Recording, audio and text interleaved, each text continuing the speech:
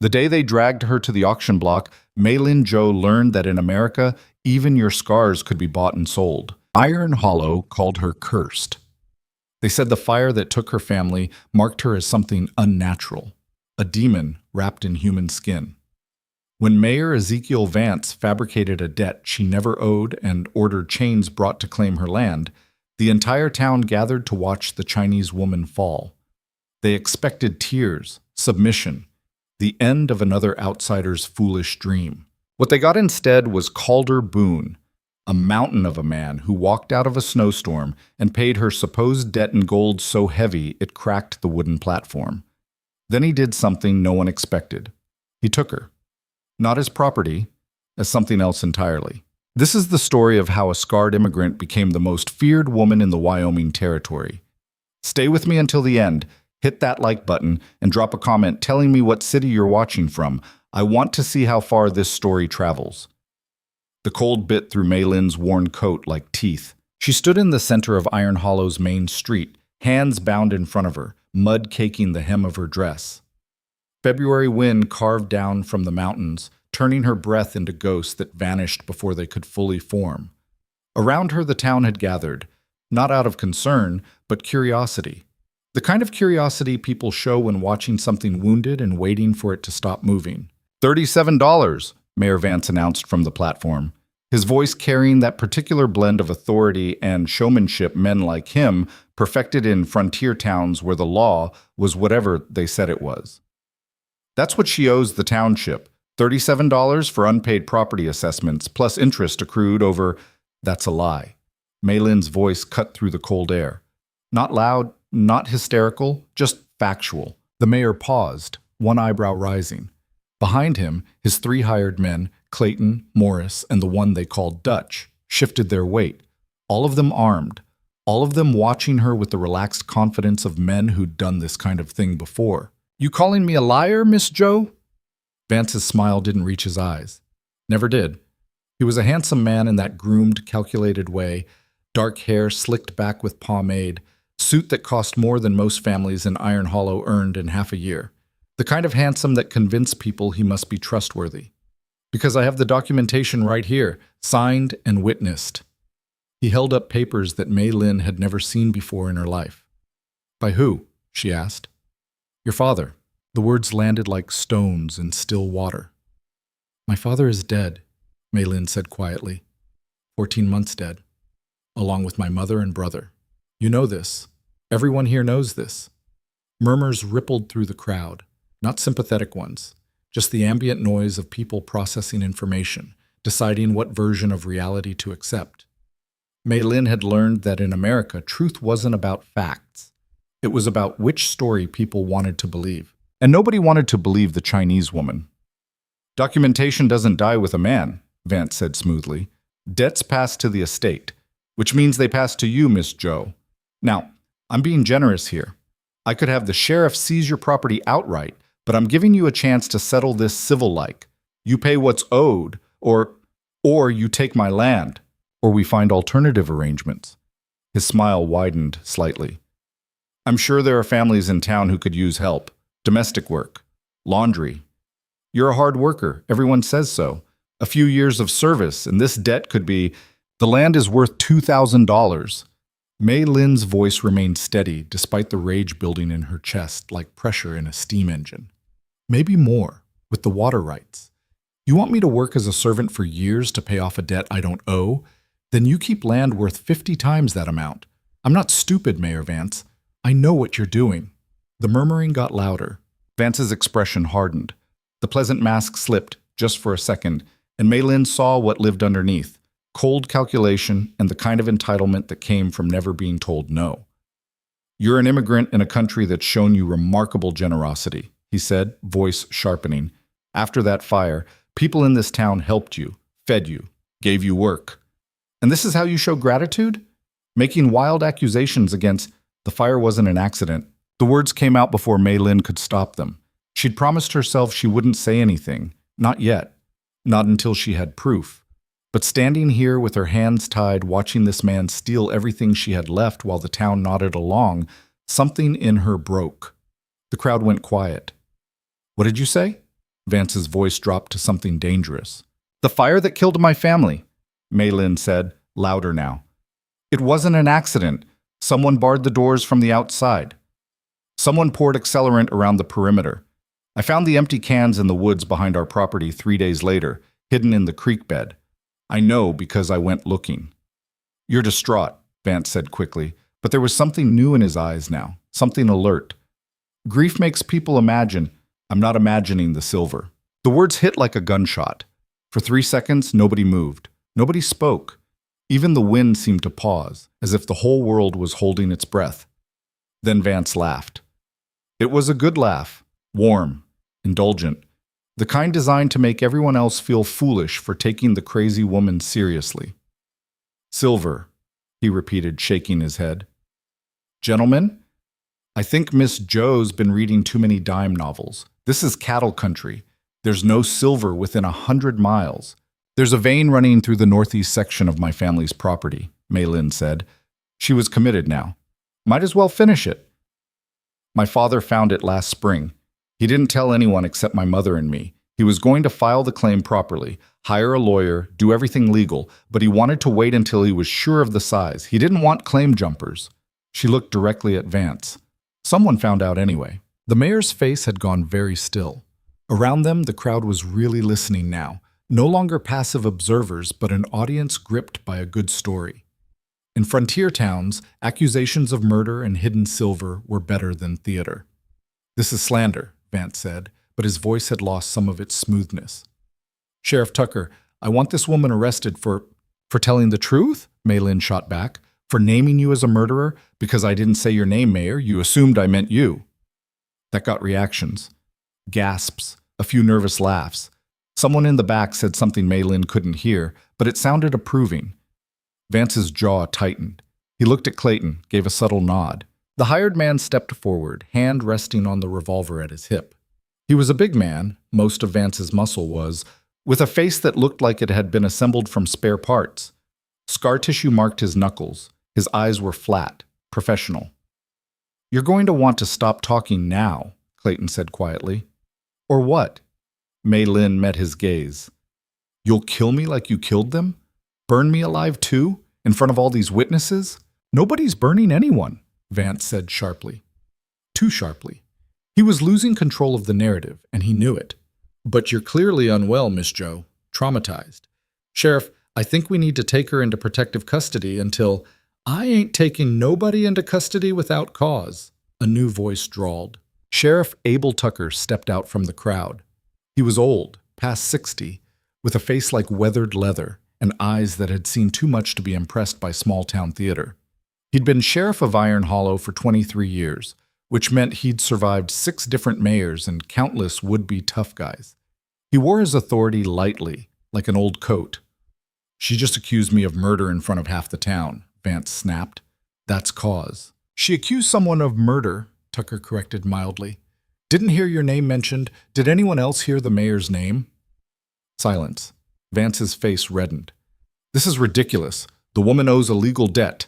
I have documentation. Either she pays or you auction her land and pocket the difference, Tucker finished. Yeah, I heard that part.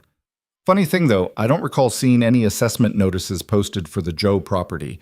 Town bylaws say you got to post notice 30 days before claiming debt. Did you do that, Ezekiel?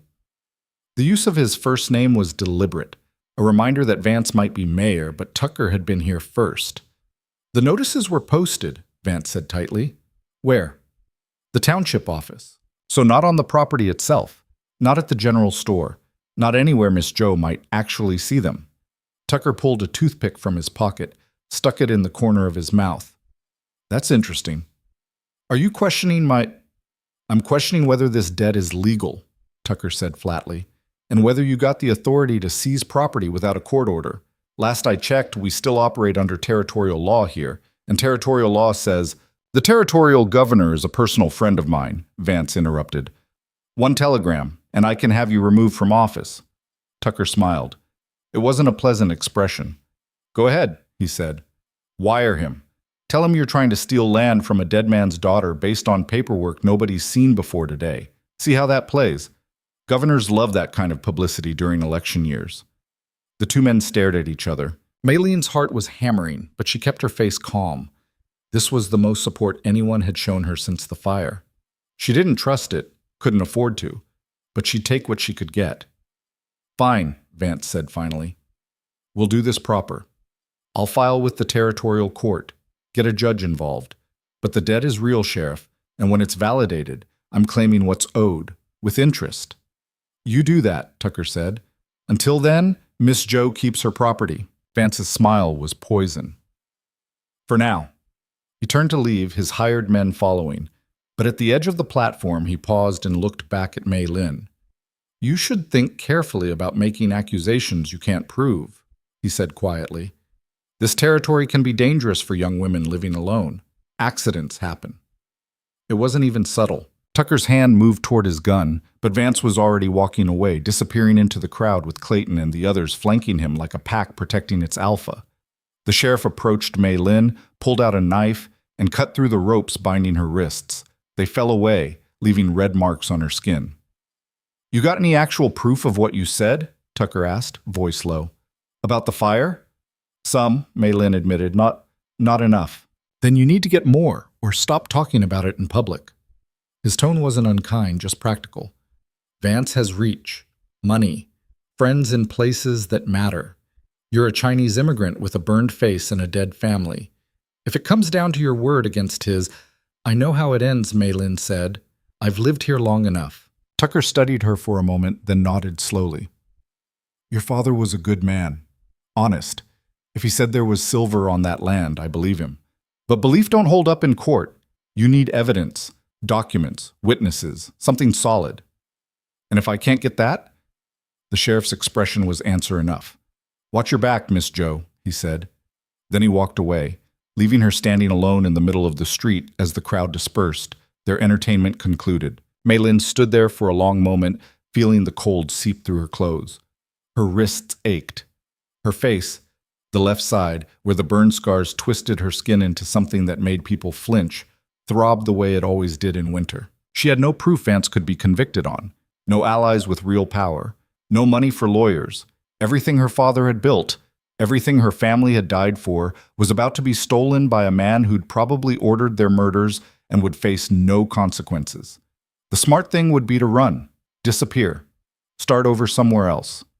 But Maylin Lin Jo had never been good at running. The cabin sat 2 miles outside town, tucked against the foothills where the land started rising toward the mountains. It wasn't much, single room, stone fireplace, roof that leaked when it rained hard, but her father had built it with his own hands. That meant something. Maylin built up the fire, then sat at the rough wooden table and spread out the papers she'd been collecting. Letters, receipts, her father's journal with its careful notes about the silver vein he'd discovered, sketches showing the location, estimates of potential yield. It was all circumstantial, nothing that would stand up in a real court. She was reading through her father's notes for the 100th time when she heard the horses. 4 of them, from the sound. Moving slow, deliberate.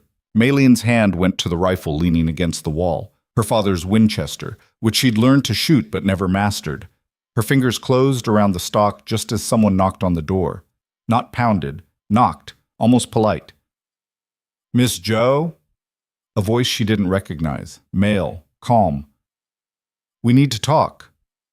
About what? She called back, not moving from her position. About your problem with Mayor Vance, about the land, about staying alive. A pause. We're not here to hurt you. If we were, you'd already be hurt. It was true and terrifying in equal measure. Maylin moved to the door, keeping the rifle ready. Who are you? Name's Garrett. I work for someone who might be able to help. I don't need help. Yes, you do. And somewhere under that pride, you know it. Another pause. We're freezing out here, Miss Jo. 5 minutes of conversation. That's all I'm asking. Against every survival instinct she had, Maylin opened the door. 4 men stood in her yard. 3 of them were clearly hired guns, hard faces, practical clothes, weapons worn like tools. But the 4th was different. He was older, maybe 50, dressed in expensive Eastern clothes that looked out of place in Wyoming. Thin build, wire-rimmed glasses, the kind of man who worked with his mind instead of his hands. He smiled when he saw her, but it was the smile of someone calculating odds. "Miss Joe," he said, inclining his head slightly, "thank you for seeing us. My name is Garrett. I represent certain business interests in the territory." "What kind of business interests?" "The kind that notice when valuable land suddenly becomes available." He gestured toward her property. "Your father made a remarkable discovery: silver, if the rumors are accurate, high-grade ore, possibly extensive deposits." Maylin's grip tightened on the rifle. "How do you know about that?" "The same way Mayor Vance knows. The same way half a dozen other claim jumpers and opportunists will know within the month." Garrett's expression was matter-of-fact. "Your father made inquiries with an assayer in Laramie, showed samples, asked questions about filing procedures. He was careful, but not careful enough. Information travels." "Is that how my family died, because my father talked to the wrong person?" "Probably." Garrett said it without inflection, like discussing the weather. "Vance has connections with the assayer's office. When word came through about potential silver deposits on Chinese-owned land, he acted, quickly and ruthlessly, as is his nature." "And you're different?" "I'm honest about what I am," Garrett said. "Vance pretends to be a legitimate businessman while ordering murders and forging documents. I'm simply a man who acquires valuable assets for my employers. I don't pretend otherwise." "So you're here to steal my land too?" "No, I'm here to buy it." He pulled an envelope from his coat. $5,000. Certified bank draft. Enough to start a new life anywhere you want. San Francisco, New York, back in China if that's your preference. All you have to do is sign over the deed. Maylin stared at the envelope. $5,000 was a fortune. More money than her family had seen in their entire lives. It would mean freedom, safety, escape from this nightmare. "And if I say no?" she asked. Garrett's expression didn't change. "Then Mayor Vance will eventually take the land through legal channels, or illegal ones, and you'll get nothing. Worse than nothing. You'll probably be dead within 6 months. He doesn't leave loose ends, Miss Joe. He can't afford to. So my choices are sell to you or die." "Your choices are accept reality or deny it," Garrett corrected. "I'm offering you a way out, a generous one. Take it." Maylin looked at the envelope, then at the cabin around her. Her father's handiwork, her mother's few decorations, the place her brother had taken his first steps.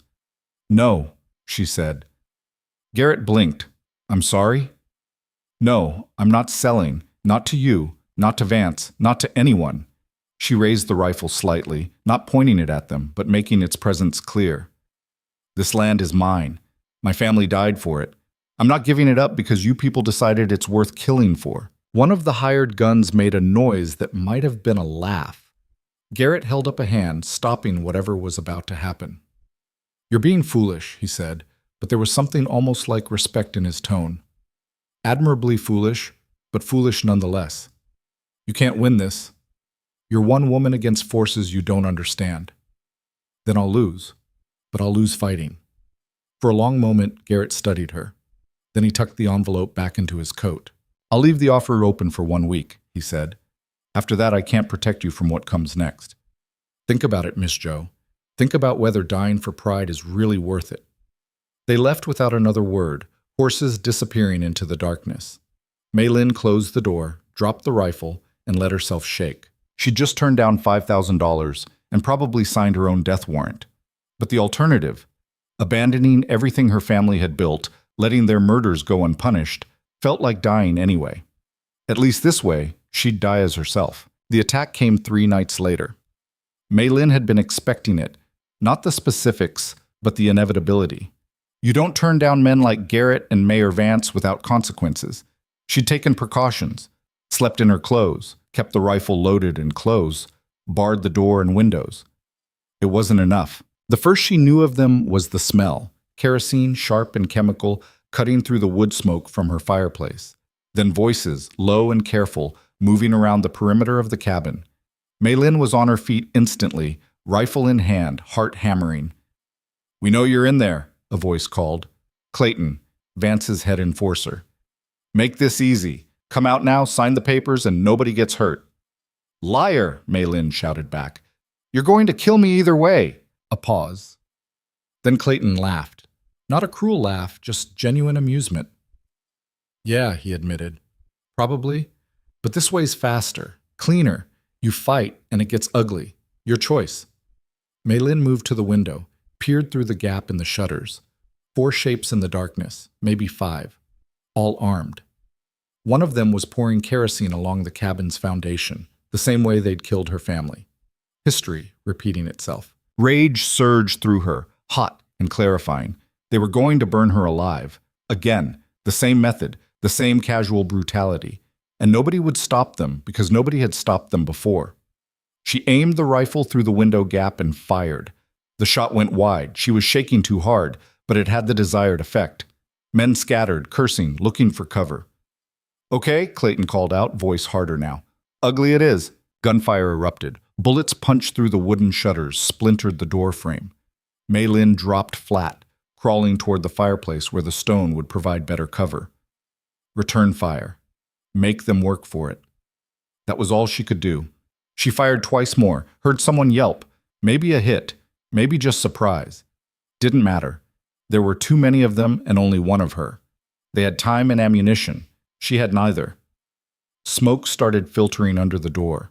They'd lit the kerosene. Maylin's breath caught. Not like this. She wouldn't die like this, trapped, helpless, burning like her family had burned. If she was going to die, it would be fighting. She made for the door, intending to burst through it and take as many of them with her as possible. It was suicide, but better than...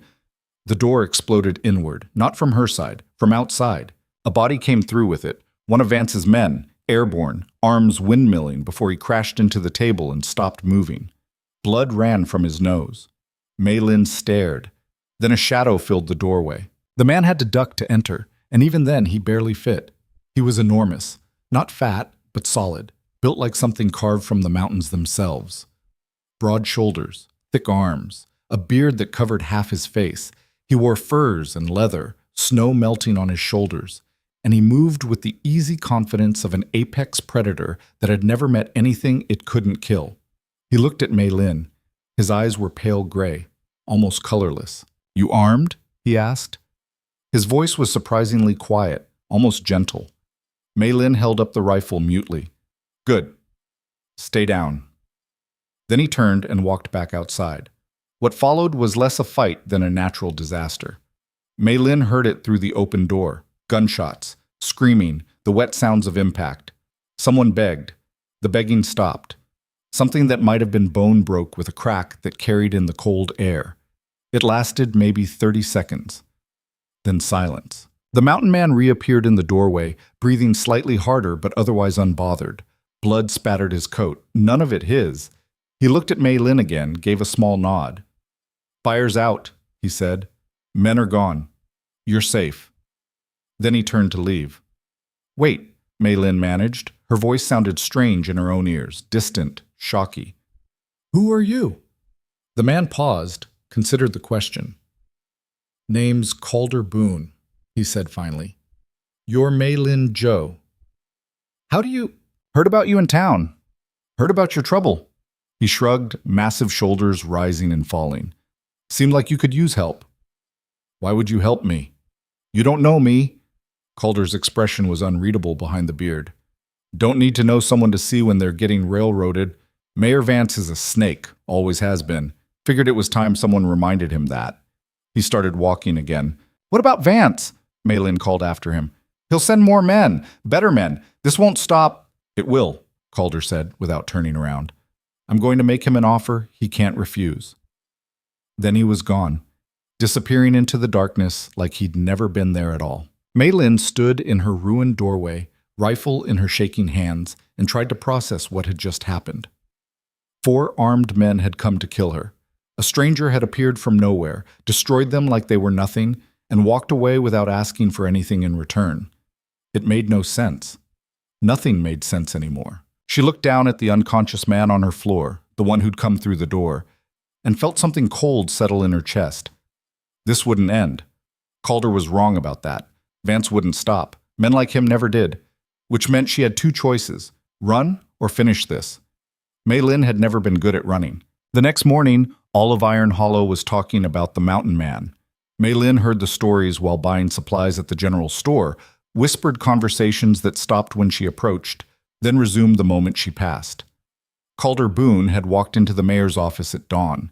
No appointment, no warning, just walked in like he owned the place. What happened next depended on who was telling the story. Some said he'd threatened Vance. Others said he'd barely spoken at all. But everyone agreed on the end result.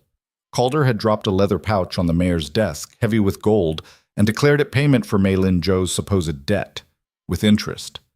Then he'd told Vance that if anything happened to the Chinese woman, anything at all, he'd come back. And next time, he wouldn't be polite. The amount of gold was in dispute. Some said $37. Others said $500. But the effect was the same. Vance had gone pale, accepted the money, and marked Maylin's debt as settled.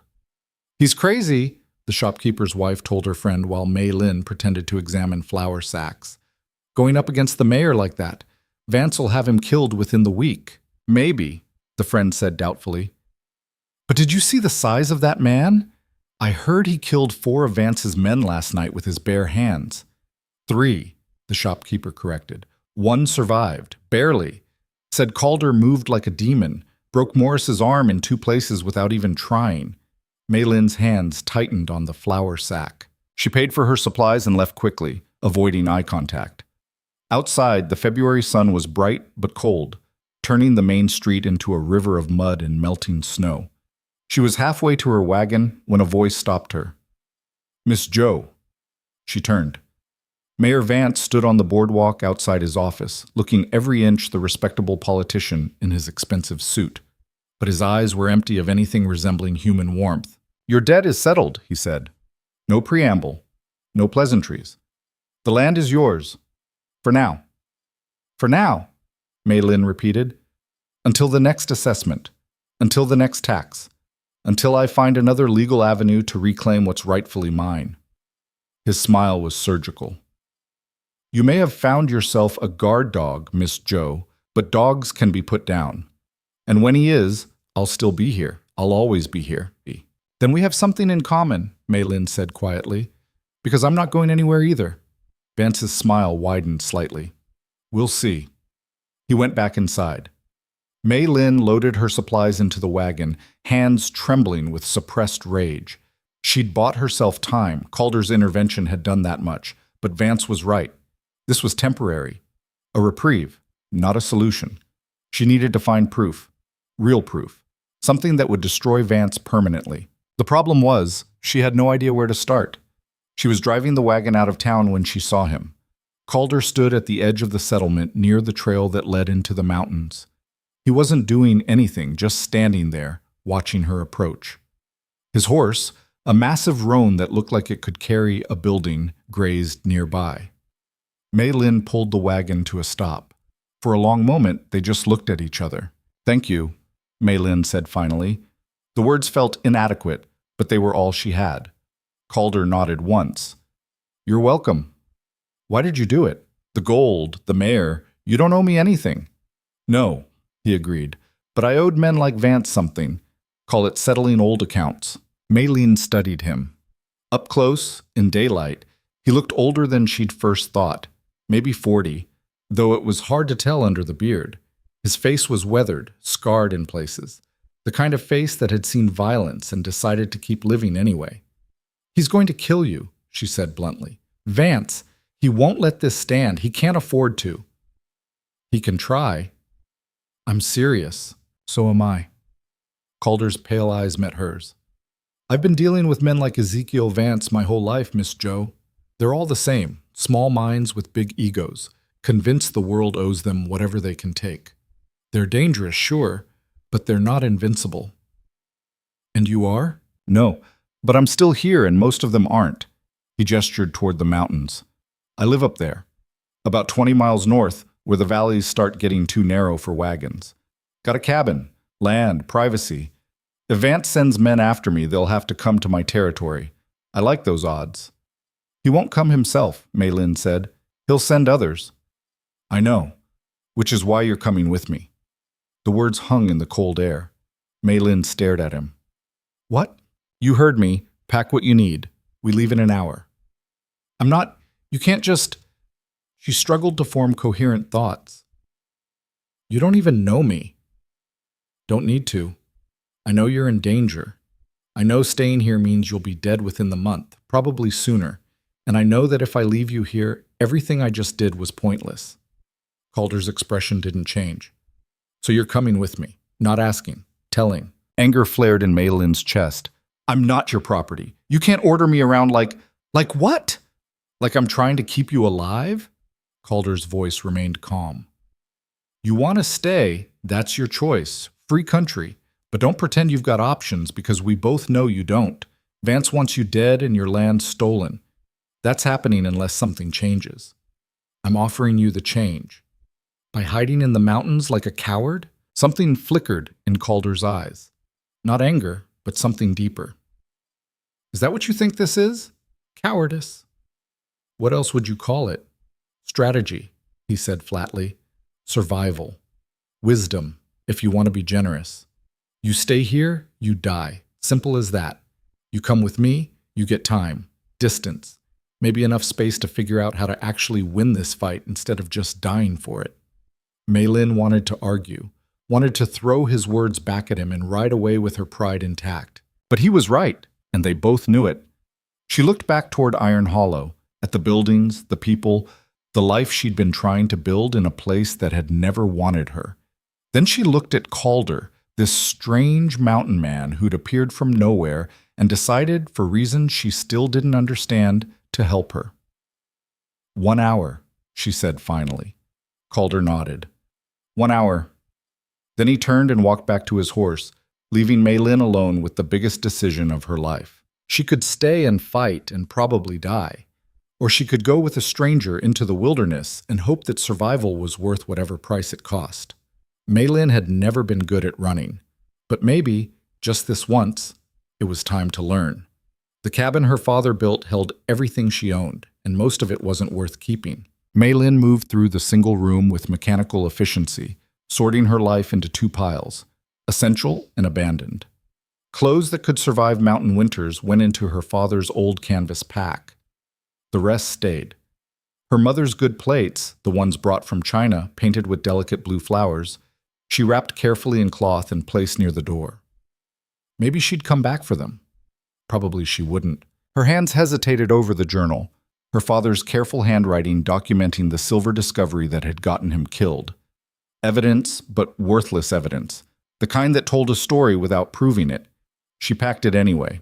40 minutes later, she stood in the doorway one last time. The cabin looked smaller somehow, like it had already started forgetting her. Ash from the fireplace. Bloodstains on the floor where Vance's man had crashed through. The smell of kerosene still faint in the wood. Goodbye, she said to no one. Then she closed the door and didn't look back. Calder was waiting exactly where she'd left him, looking like a feature of the landscape, something that had always been there and always would be. His horse barely acknowledged her approach, too busy eating frozen grass. That everything? Calder asked, eyeing her single pack. Everything that matters. He nodded, accepting this without comment. Then he did something that surprised her. He dismounted, moved to his horse's side, and adjusted the saddle. You'll ride, he said. I'll walk. Maylin frowned. It is your horse. It's 20 miles of rough terrain in February. You're what, 110 pounds? I'm twice that and used to walking. He finished with the stirrups, looked at her expectantly. We arguing about this? I can walk. Never said you couldn't. Said you'll ride. His tone allowed no debate. We got maybe 4 hours of good daylight left. I'd like to make it halfway before we camp. That means moving fast, and you moving fast means riding. Clear? Maylin wanted to protest, hated feeling like a burden, hated accepting help she couldn't repay. But Calder was already walking, leading the horse toward the mountain trail, and she had to choose between following or being left behind. She followed. The horse's name was Goliath, which was either ironic or perfectly literal, depending on how you looked at it. Calder had owned him for 8 years, he explained, as they climbed into the foothills, bought off a freight company that was going to put him down for being too stubborn. Stubborn's just smart when people are trying to work you to death, Calder said, one hand resting casually on Goliath's neck. He knew what he was worth, refused to pretend otherwise. Maylin, perched awkwardly in the saddle, watched the back of Calder's head as he walked. He moved with surprising grace for a man his size, finding solid footing on terrain that looked ready to betray anyone who trusted it. "How long have you lived up here?" she asked. 12 years, give or take. Alone? Mostly. The answer invited no follow-up questions, so Mei Lin didn't ask any. They walked in silence for a while. The only sounds the crunch of snow under Calder's boots and Goliath's heavy breathing. The land changed as they climbed. The scrub grass and scattered pines of the lower elevations gave way to dense forest, then rocky slopes where trees grew sideways out of cracks in stone. The air got thinner, colder. Mei Lin's burn scars ached in the wind. "Tell me about the silver," Calder said suddenly. Mei Lin tensed. "What about it? How much? Quality? How your father found it?" He glanced back at her. "If I'm getting involved in this, I should know what we're fighting over." "You're already involved." "More involved then." Mei Lin considered not answering. But he'd earned some honesty, and keeping secrets from the one person trying to help her seemed stupid. "My father was digging a new well," she said. "Last spring. Hit rock about 15 feet down, hard granite, thought that was the end of it. But there was a crack in the stone, and when he looked closer, he saw veins of something that caught the light wrong. He brought up samples, took them to an assayer in Laramie without telling anyone why. But someone noticed. Someone always notices." Mei Lin pulled her coat tighter. "The assayer said it was high-grade silver ore. Very high grade. The vein might run for miles underground, following the granite shelf. My father asked what that meant in terms of value. And hundreds of thousands of dollars. Maybe more." She said it flatly, without emotion. Numbers that big stopped meaning anything when your family was dead. Enough to make him careful. He didn't file a claim right away, wanted to do more testing first. Make sure it was real before attracting attention. "Smart man." "Dead man," Mei Lin corrected. Smart would have been keeping his mouth completely shut, but he told my mother, and me. And apparently someone at the assayer's office told someone else, and that someone told Vance, and 3 months later my family burned alive. Calder was quiet for a moment. "The fire was at night?" "Yes." "Doors barred from outside?" "Yes." "And you weren't home?" It wasn't a question, but Mei Lin answered anyway. "I was in town, delivering laundry to one of the families I worked for. By the time I got back, it was just—" Her voice caught. She forced it steady. "Just ash and bodies." "I'm sorry." The words were simple, but something in Calder's tone made them feel genuine. Not performative sympathy, just acknowledgement of something terrible. "Everyone was sorry," Mei Lin said. "Very sorry. Then they went back to their lives, and I went back to an empty cabin with a burned face and no family. Sorry doesn't fix anything." "No," Calder agreed. "It doesn't." They walked in silence for another mile. The sun was dropping toward the western peaks now, turning the snow orange and gold. Beautiful, in the way dangerous things often were. "Can I ask you something?" Mei Lin said finally. "You can ask. Why do you live alone up here? A man like you could—" She stopped, unsure how to finish. "A man like you could do anything" didn't sound right. "A man like you shouldn't be hiding" felt presumptuous. Calder saved her the trouble. "You're wondering what I'm running from. Are you running?" "Everyone's running from something." He adjusted his grip on Goliath's lead rope. "I got tired of people, towns, rules that only applied to some folks and not others. Mountain doesn't care who you are or where you came from, just cares if you're smart enough to survive it. I appreciate that kind of honesty." "So you're a hermit." "I'm a man who likes his own company better than most people's." He glanced back at her. "Present company excluded, apparently." Mei Lin almost smiled. "I haven't decided if I like your company yet." "Fair enough." The trail got steeper. Goliath's breathing turned heavier, and even Calder's pace slowed slightly. The trees thinned out again here, replaced by bare rock and patches of ice that reflected the dying sun like scattered mirrors. "We'll camp soon," Calder said, reading the landscape with practiced ease. "There's a good spot another half-mile up, sheltered from wind, near water. How many times have you made this trip? Into town? Maybe twice a year. Don't need much I can't make or hunt myself." "Then why go at all?" Calder was quiet for long enough that Mei Lin thought he wouldn't answer. Then, "Bullets? Coffee? Salt? News, sometimes, though it's usually depressing. He paused. And I like to remind myself what I'm not missing. Does it work? Every single time. They reached the camping spot just as the light started failing for real. It was exactly what Calder had promised. A shelf of rock that formed a natural windbreak, with a small stream running nearby, and enough flat ground for a fire. Maylin slid down from Goliath, her legs stiff from riding, and immediately started gathering firewood. "Leave it," Calder said. "I'll handle that. You see to the horse." Maylin turned, ready to argue, but something in his expression stopped her. Not condescension, just division of labor based on who knew what. "I don't know how to care for a horse," she admitted. "Then I'll teach you." Calder began unsaddling Goliath with quick, efficient movements. "Can't have you living in the mountains without knowing basic skills. First lesson? Horse comes before fire, always. Animal takes care of you, you take care of it first. Understand?" "Yes." "Good. Now watch." He walked her through it, removing the saddle, checking Goliath's hooves for stones, rubbing him down with handfuls of dried grass to prevent the sweat from freezing. Simple tasks, but performed with a care that surprised her.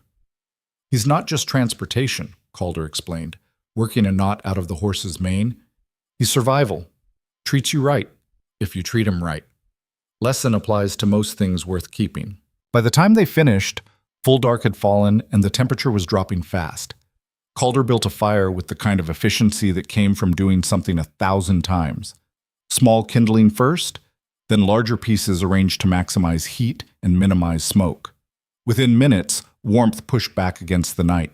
Maylin sat on a flat rock near the flames, watching Calder work.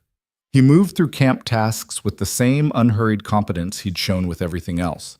Setting up a simple shelter using canvas and rope, preparing a meal of dried meat and hardtack that looked unappetizing but probably tasted fine when you were hungry enough. "You do this often?" she asked. "Take in strays?" Calder looked up from the pot of water he was boiling. "You're not a stray." "Feels like it." "Stray implies lost. You know exactly where you are and why." He added something to the water, coffee grounds, from the smell. "You're a refugee. Different thing." "Refugee from what?" "Men who think ownership and violence are the same thing."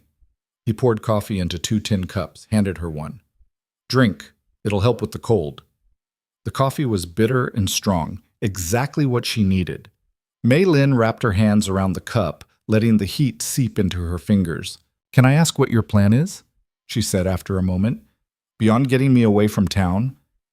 "Keep you alive, keep you hidden, give you time to think." "Think about what? What you actually want?" Calder settled onto a rock across from her, his own coffee steaming in the firelight. "Right now you're running on anger and survival. That's fine for short term, but eventually you'll need to decide, are you trying to get your land back, or are you trying to punish the people who killed your family? Both.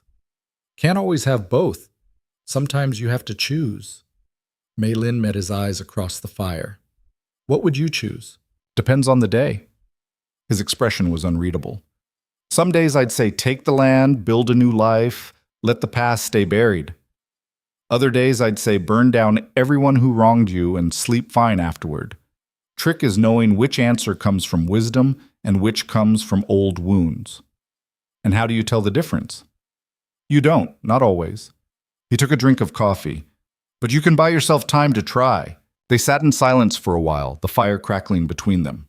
Above, stars spread across the sky in numbers Maylin had never seen from town. Thousands of them, cold and bright and indifferent. "Tell me about your family," Calder said quietly. Maylin stiffened. "Why?" "Because they're worth remembering, and because carrying memories alone makes them heavier." He kept his gaze on the fire. "You don't have to, just offering to listen if you want." For a long moment, Maylin said nothing. Talking about them hurt. Not talking about them hurt worse, like they were disappearing twice, once in the fire, once in silence. "My father's name was Joe Wei," she said finally, voice rough. "He was a carpenter in Guangdong before we came here. Good with his hands, patient. He believed America would be different, fairer. Thought hard work would be enough." "And your mother?" "Lian. She was quiet, but not weak. kept us together when things were hard. Maylin stared into her coffee. She used to sing while cooking, old songs from home. I can't remember the words anymore. Brother? June. He was 9. The grief hit harder with him, always did. Children dying felt wronger somehow. He wanted to be a sheriff when he grew up. Said he'd protect people who couldn't protect themselves. I used to tell him that was stupid, that sheriffs in America didn't protect people like us. He'd just smile and say, maybe he'd be the first one who did. Her voice broke on the last word. Calder didn't offer platitudes or false comfort. He just sat there, solid and present, letting her grief exist without trying to fix it. They deserved better, Maylin said, wiping her eyes roughly. Better than dying for silver they didn't even want. Better than me as the only one who survived. Survival's not a failure. Feels like one. That's the wound talking, not the truth. Calder leaned forward, his pale eyes reflecting firelight. You want to honor them? Then live.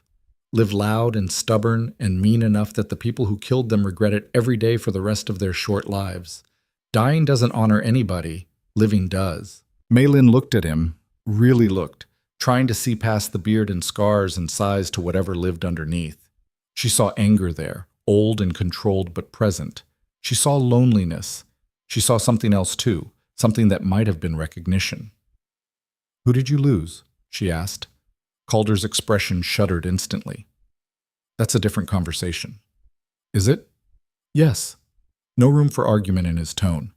Get some sleep, we move at first light. He stood, moved to the edge of the firelight, and became a shadow among shadows. Maylin wanted to push, to demand the same vulnerability she'd just shown him, but she was exhausted, physically, emotionally, in ways she didn't have words for. And Calder had earned his secrets the same way she'd earned hers. She lay down near the fire, wrapped in blankets Calder had provided, and tried not to think about everything she'd left behind. The cabin, the town, the graves. Sleep came eventually, but it was thin and restless, full of smoke and burning. The second day was harder than the first. The trail got rougher as they climbed higher, switching back on itself through terrain that seemed designed to kill careless travelers. Maylin's body ached from riding, from cold, from stress. Her hands were raw where the rains had rubbed them. Her face throbbed where the scars pulled tight in the wind. Calder kept the pace relentless but not cruel, stopping every few hours to let Goliath rest and to check that Maylin was managing. He didn't baby her, which she appreciated, just watched to make sure she wasn't dying and moved on when satisfied she wasn't. How much farther? She asked around midday, when the sun was high but gave no warmth. 6 miles, maybe 7. Calder was walking ahead of Goliath now, testing the trail before letting the horse follow. Trail gets tricky from here. Watch your left side. Drop-off goes down about 300 feet. Maylin looked. He wasn't exaggerating. The left side of the trail simply ended, falling away into nothing. One wrong step, and... She pulled her gaze away, focused on Goliath's neck instead. They stopped for a brief meal of jerky and frozen bread. Calder ate standing up, eyes constantly scanning the landscape like he expected it to attack. You always this paranoid? Maylin asked. Not paranoid if the danger's real. He pointed southeast, back the way they'd come. Someone's following us. Has been since this morning. Maylin's heart stuttered. Vance's men. Maybe. Maybe someone else. Too far back to tell. He didn't sound particularly concerned. Could be coincidence. These trails get used by trappers, hunters, but I don't believe in coincidence much. What do? We? Nothing. You keep riding. I handle it if it becomes a problem. He looked at her directly. How good are you with that rifle? Maylin thought about lying, decided against it. Not very. Honest. Good. Calder pulled his own rifle from Goliath's saddle.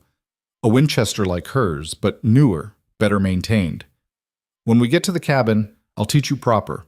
For now, just stay close and don't shoot unless I tell you to. And if you're wrong, if it's just a trapper, then we'll apologize for being cautious and offer him coffee. Calder swung back into his walking rhythm. Rather be wrong and rude than right and dead.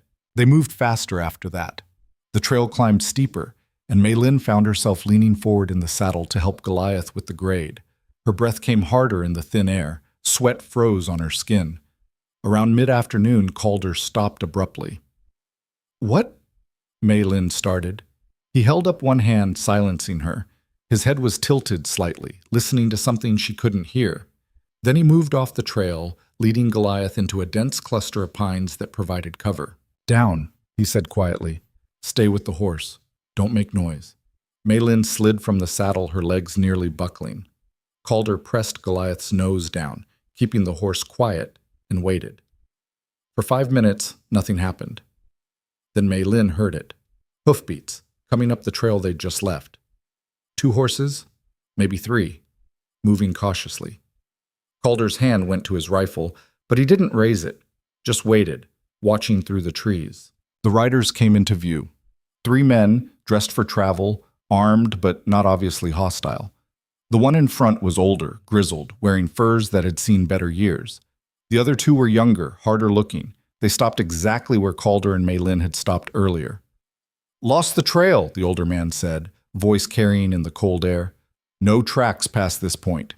"They're here somewhere," one of the younger men replied. He had an accent Mei Lin couldn't place. European, maybe German.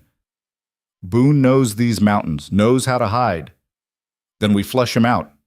The third man, who hadn't spoken yet, pulled a pistol and fired 3 shots into the air. The sound cracked across the mountains like breaking bone. Calder tensed, but didn't move. "Boone!" the older man called out. "We know you're close, not here to fight, just want to talk." Silence. "Vance sent us," the older man continued. "Said to tell you he's willing to negotiate. The girl for a clean exit. No one needs to die here." Mei Lin's breath caught. Calder glanced at her, expression unreadable, then looked back at the riders. "What do you say, Boone?" the older man called. "You really want to die protecting some Chinese whore you don't even know?" The slur hit Mei Lin like a physical blow. She saw Calder's jaw tighten, saw his grip shift on the rifle. 20 seconds, the older man shouted. "Then we start hunting, and we brought enough men to make it a real short hunt." More riders appeared, 4 of them, spreading out along the trail. 7 men total, all armed, all looking for blood. Calder still didn't move. The older man counted down. 15, 10, 5. "Stay here," Calder whispered to Mei Lin. Then he stepped out of the trees, rifle held loosely across his chest. The riders spun toward him, weapons rising. "Easy," Calder said, voice carrying but not shouting. "You wanted to talk, so talk." The older man smiled. "Smart. Knew you weren't stupid, Boone. Where's the girl?" "Gone." "Don't insult me. We tracked you both." "I sent her ahead," Calder said calmly. "Different trail 2 hours ago. She's got a day's head start by now, and she knows these mountains better than your boys ever will." It was such an obvious lie that Mei Lin almost laughed, but the riders bought it, or at least couldn't immediately disprove it. "Then you're coming with us," the older man said. "Vance wants to have a conversation about interfering in his business." "I'll pass." "Wasn't a request." The older man nodded to his companions. They started to spread out, flanking positions, professional and coordinated. Calder sighed. "This is the part where I tell you I don't want trouble, and you ignore me and try something stupid, and then people die. Can we skip to the end where you ride away and pretend this never happened?" Big talk for 1 man against 7. "It is," Calder agreed, "but I'm still going to make the offer. Ride away, now, while you can." The older man laughed. "You're good, Boone. I've heard the stories, but you ain't that good." "I really am," Calder said quietly. Then everything happened very fast. The German drew first. Muscle memory, reflex, the kind of move that came from doing this too many times. But Calder was faster. His rifle came up and fired in one smooth motion, and the German was down before his pistol cleared leather. The others reacted, but they were reacting to Calder, and Calder was already moving, diving left, rolling behind a rock outcropping as gunfire tore up the ground where he'd been standing. Return fire came instantly, precise, and another man dropped. 5 left. Mei Lin watched from the trees, frozen, unable to process what she was seeing. Men died like it was nothing, quick, brutal, final. No drama, no last words, just the wet sound of bullets finding flesh and bodies becoming meat. Calder moved through it like water, never staying in one place, using terrain the way a chess player uses pieces. He wasn't just fighting, he was controlling the engagement, dictating terms, turning 7 against 1 into a series of isolated duels he could win. 4 left. 3. 2. The older man broke and ran, abandoning his remaining companion. The last rider tried to surrender, hands up, weapon dropped. Calder shot him anyway. Then he walked after the older man who'd made it maybe 30 yards before Calder's bullet took him in the back. He went down hard, tried to crawl, couldn't. Calder stood over him, reloading. "Please," the older man gasped. I got a family." "So did she," Calder said, and fired once more. Then silence. Calder stood there for a moment, breathing hard, surveying the dead. 7 bodies scattered across the trail like discarded dolls, steam rising from the blood in the cold air. He looked toward the trees where Mei Lin was hiding. "It's clear," he called. "Come out." Mei Lin couldn't move, couldn't think. She'd seen violence before, her family's death, the fight at her cabin. But this was different. This was methodical, professional. This was a man who'd done this so many times it was just routine. "Mei Lin," Calder said, gentler now. "It's over. Come out." She forced her legs to work, stepped out from the trees on shaking knees. Goliath followed, unbothered by the carnage. Calder was checking the bodies, pulling weapons and ammunition, being practical about death. "Are you?" Mei Lin started, then stopped. "Are you okay?" seemed like a stupid question for a man who just killed 7 people without breaking a sweat. "Fine," Calder said, answering anyway. "You?" "I don't know." He nodded like this made sense. First time watching men die? No. But first time watching one man kill 7 others like it was nothing. It wasn't nothing. Calder's voice was flat. But it was necessary. They weren't here to talk. They were here to kill me and take you back to Vance. Only way that doesn't happen is if they die first. He looked at her directly. "You want me to apologize for keeping you alive?" "No," Mei Lin said quietly. "I want you to tell me the truth. Who are you, really?" Calder was silent for a long moment. Then he sighed, sat down heavily on a rock, suddenly looking every one of his 40-some years. "Someone who used to kill people for money," he said finally. "Long time ago. Different life. But some skills don't fade, and some habits don't die." He met her eyes. "That scare you?" Mei Lin thought about it. About this man who'd saved her twice now, who'd shown her more kindness than anyone in Iron Hollow ever had, who'd just committed mass murder to protect her. "No," she said. "It doesn't." Calder's expression softened slightly. "Then let's get moving. We're close now. Another hour, maybe less, and I'd like to be behind walls before anyone else shows up." They left the bodies where they fell. Let the mountains deal with them. The cabin appeared just as the sun touched the western peaks, and it was nothing like Mei Lin expected. She'd pictured something rough, temporary, a trapper's shelter or hermit's hovel. But Calder's home was solid, well-built, designed for permanence. 2 rooms, stone foundation, proper chimney. The kind of place someone made when they intended to stay. "Built it myself," Calder said, reading her expression. "Took 3 years, but it's solid. Keeps out weather. Keeps out everything else too, when necessary." He unlocked the heavy door, actual iron lock, not just a bar, and gestured her inside. The interior was sparse but clean. Fireplace dominated one wall. Simple furniture, table, chairs, bed in the corner. Shelves holding tools, supplies, books. More books than Mei Lin expected.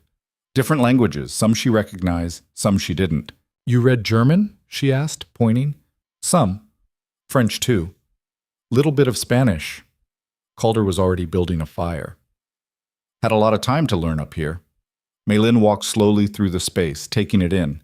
Nothing decorative, nothing wasted, but nothing primitive either. This was a home, not just shelter.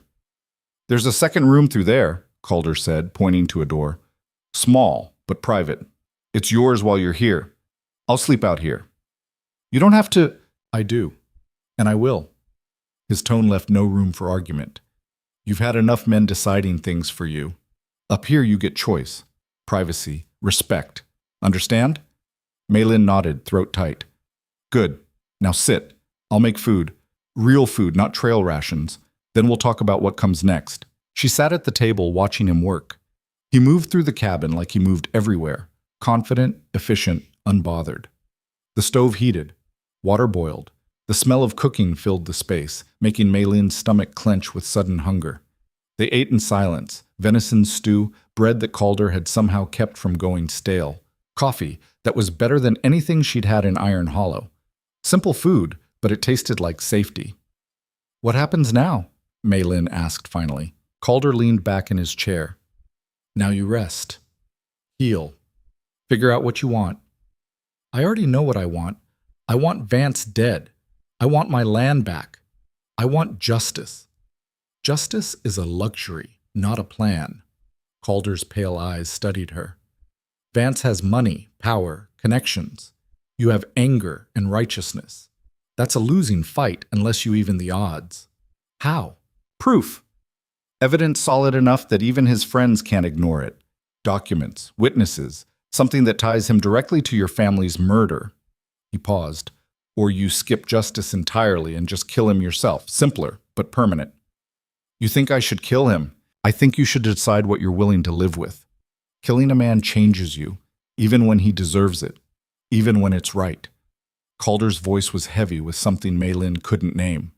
"Once you cross that line, you don't cross back. Make sure it's worth it before you do." Maylin thought about her father, her mother, June, who'd wanted to protect people. "It's worth it," she said. Calder nodded slowly. "Then I'll teach you how. Shooting, fighting, survival. Everything you need to not just survive, but win." He stood, started clearing plates. "Winter's just starting. We've got months before the snow melts enough for travel. That's time. We use it." "And then?" "Then we go back to Iron Hollow," Calder said quietly. "And we end this properly." Maylin looked at this strange, violent, surprisingly gentle man who'd decided, for reasons she still didn't fully understand, to help her survive. "Why are you doing this?" she asked. "Really?" Calder was quiet for a long time. Then, "Because someone should have helped me once, and no one did. And because some debts get paid forward instead of back." He didn't elaborate, and Maylin didn't push. Outside, snow had started falling. The first real storm of the season. It would cover the bodies on the trail, bury the evidence, give them time. Maylin watched it through the window, thinking about everything that had brought her here. The fire, the debt, the mountain man who'd bought her freedom with gold and protected it with blood. She was alive. Against all odds, against all logic, she was still alive. And somewhere down the mountain, Ezekiel Vance was probably just realizing that killing her family had created something far more dangerous than a grieving immigrant. It had created someone with nothing left to lose, and all winter to sharpen her edges. The cabin Maylin had shared with her family felt like a grave as she packed. Every object carried weight. Her mother's shawl, still faintly scented with the jasmine oil she'd made herself. Her brother's wooden horse, carved by their father during the first winter in Wyoming. The journal with her father's silver notes, which she wrapped in oilcloth and buried at the bottom of her traveling bag, alongside the few legal documents she had. She took clothing, a blanket, the rifle and all the ammunition she could carry. Her father's pocket watch, stopped at the moment the fire had killed him, 2:47, forever frozen. She left behind furniture, dishes, the life she'd tried to build. Calder was waiting exactly where he'd said he'd be, patient as stone. He didn't comment on how little she brought, just helped her secure the bag to his pack horse, a sturdy gray mare that looked half wild, and gestured toward his roan. "You ride?" he asked. "Not well." "You'll learn." He swung into the saddle with the ease of someone who'd been doing it since childhood. "Or you'll walk. Mountain doesn't care which." They left Iron Hollow heading north, following trails that became suggestions, and then disappeared entirely. The land rose steadily, trees thickening into proper forest, pine and aspen, their branches heavy with late winter snow. The air got colder, thinner. Maylin's lungs burned with each breath. Calder didn't speak much, just rode, occasionally checking to make sure she was still following. Once, when her horse stumbled on loose shale, he was there instantly, steadying the animal, showing her how to shift her weight properly. Then he was gone again, back to the front, leaving her to figure out the rest. They rode for 6 hours before he finally stopped. "We'll camp here," he said, dismounting near a cluster of boulders that formed a natural windbreak. "Get the horses settled. I'll make fire. Maylin slid off her mount, legs shaking. Everything hurt, her thighs, her back, places she didn't know could hurt from riding. But Calder was already working, gathering deadfall with practiced efficiency, so she forced herself to move. Unsaddled the horses, found a stream nearby and let them drink. By the time she returned, Calder had a fire going and was setting up a simple camp with the kind of competence that spoke of decades doing exactly this. "Hungry?" he asked. "Yes?" He handed her jerky and hardtack. Not much, but enough. They ate in silence, the fire crackling between them. Darkness fell fast in the mountains, turning the world beyond their small circle of light into an absolute void. Maylin had never experienced quiet like this. Not silence, because the forest was full of sound, but the absence of human noise. No voices, no wagons, no civilization pretending it had conquered the wilderness. "You didn't have to do this," she said finally. "Pay my debt. Take me away. You don't owe me anything." Calder poked at the fire with a stick, sending sparks spiraling into the darkness. "Already told you why. You said it was about settling old accounts. What does that mean?" He was quiet for long enough that Maylin thought he wouldn't answer. Then he spoke, voice low and measured. "Had a sister once, Rebecca. She married a man who seemed decent enough, shopkeeper in a town not unlike Iron Hollow. Had prospects, ambitions. Turned out those ambitions included running for mayor, and running required money he didn't have." Calder's jaw tightened slightly. He borrowed from the wrong people. When he couldn't pay, they took it out on Rebecca. Made it look like an accident, house fire. Maylin's breath caught. "I was trapping that winter, up in the high country. By the time I heard and made it back, she'd been dead 3 months. Her husband had already remarried, some banker's daughter with a dowry big enough to solve his money problems." Calder's eyes reflected the firelight, cold and distant. "I asked around. Found out who really set the fire. Took me 2 years to track them all down." "What did you do? What needed doing?" He said it simply, without pride or shame. Just fact. Law wasn't going to help. It never does when rich men decide someone's in the way, so I helped myself. "And the husband?" "Last I heard, he lost that election. Lost the store too, drinking himself to death in some mining camp." Calder looked at her directly. "Didn't kill him. Didn't need to. Some men destroy themselves just fine without help." Maylin absorbed this, understanding clicking into place. "So when you heard about me, heard about a Chinese woman whose family burned to death under suspicious circumstances, and the mayor trying to steal her land."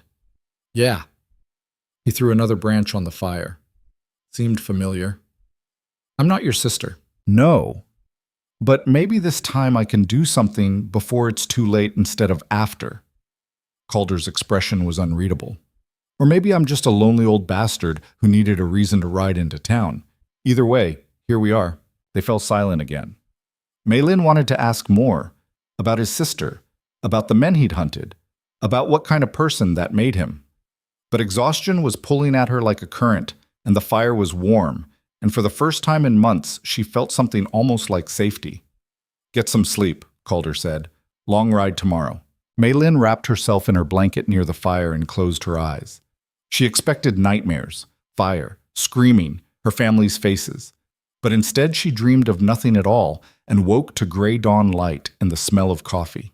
The days that followed blurred together into a rhythm of riding, camping, and silence. Calder proved to be exactly what he'd seemed, a man comfortable in the wilderness to the point where civilization felt like the aberration.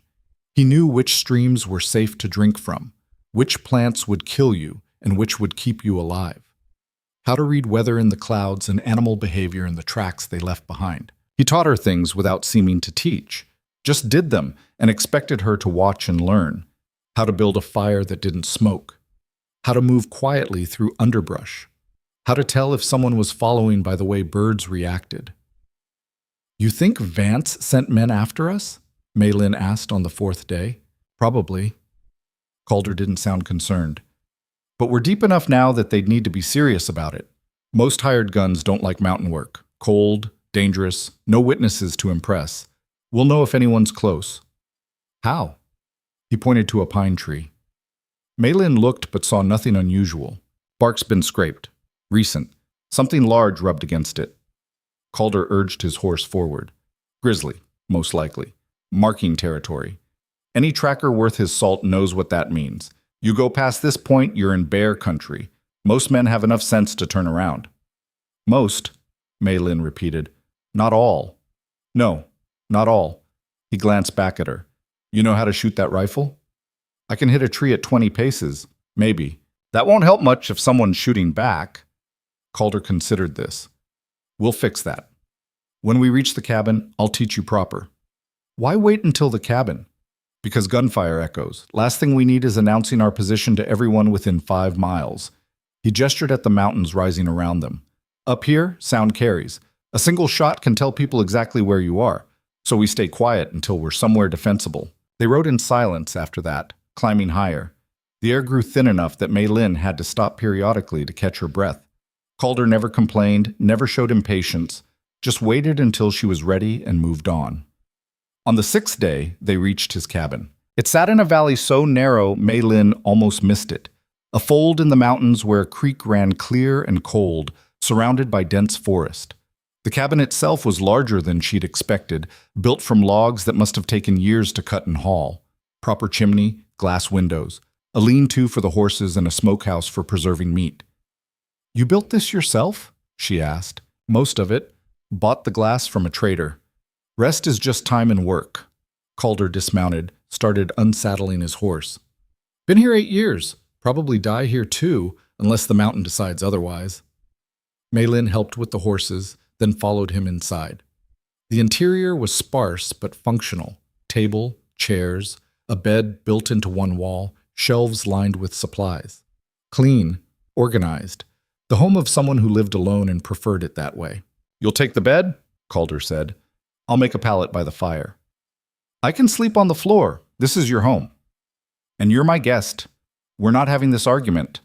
He set about building a fire in the stone hearth. Besides, you need real rest. We start training tomorrow. Training for what? Calder looked at her like the answer should be obvious. For staying alive. For fighting back. For becoming someone who can walk back into Iron Hollow and make Ezekiel Vance wish he'd never heard your name. He paused.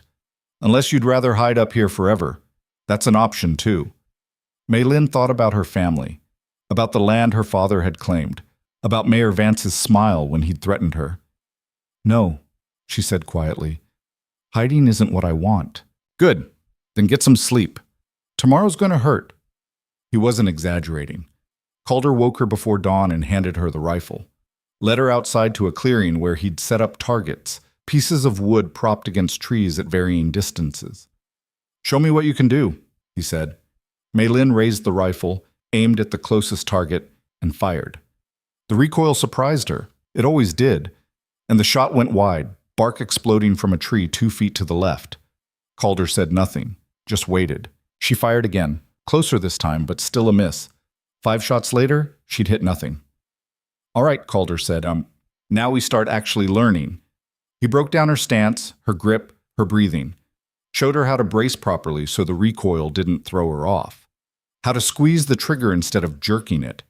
How to track a moving target by leading instead of chasing. They spent 3 hours in that clearing. By the end, Mei Lin's shoulder was bruised and her ears rang despite the cloth Calder had given her to muffle the sound. But she'd hit 6 targets out of 10 attempts on the last round. Better, Calder said. Not good, but better. We'll do this every morning until you can hit 9 out of 10 without thinking about it. The afternoons were different. Calder taught her to fight, not fistfighting, but practical violence. How to move when someone grabbed you. Where to strike to cause maximum damage with minimum effort. How to use whatever was at hand as a weapon. You're smaller than most men you'll fight, he said, demonstrating a hold break. That's not a weakness if you're smart. Small means fast. Means you can get in close where their size doesn't matter. Means they'll underestimate you right up until you put a knife in their gut. He was relentless, but never cruel.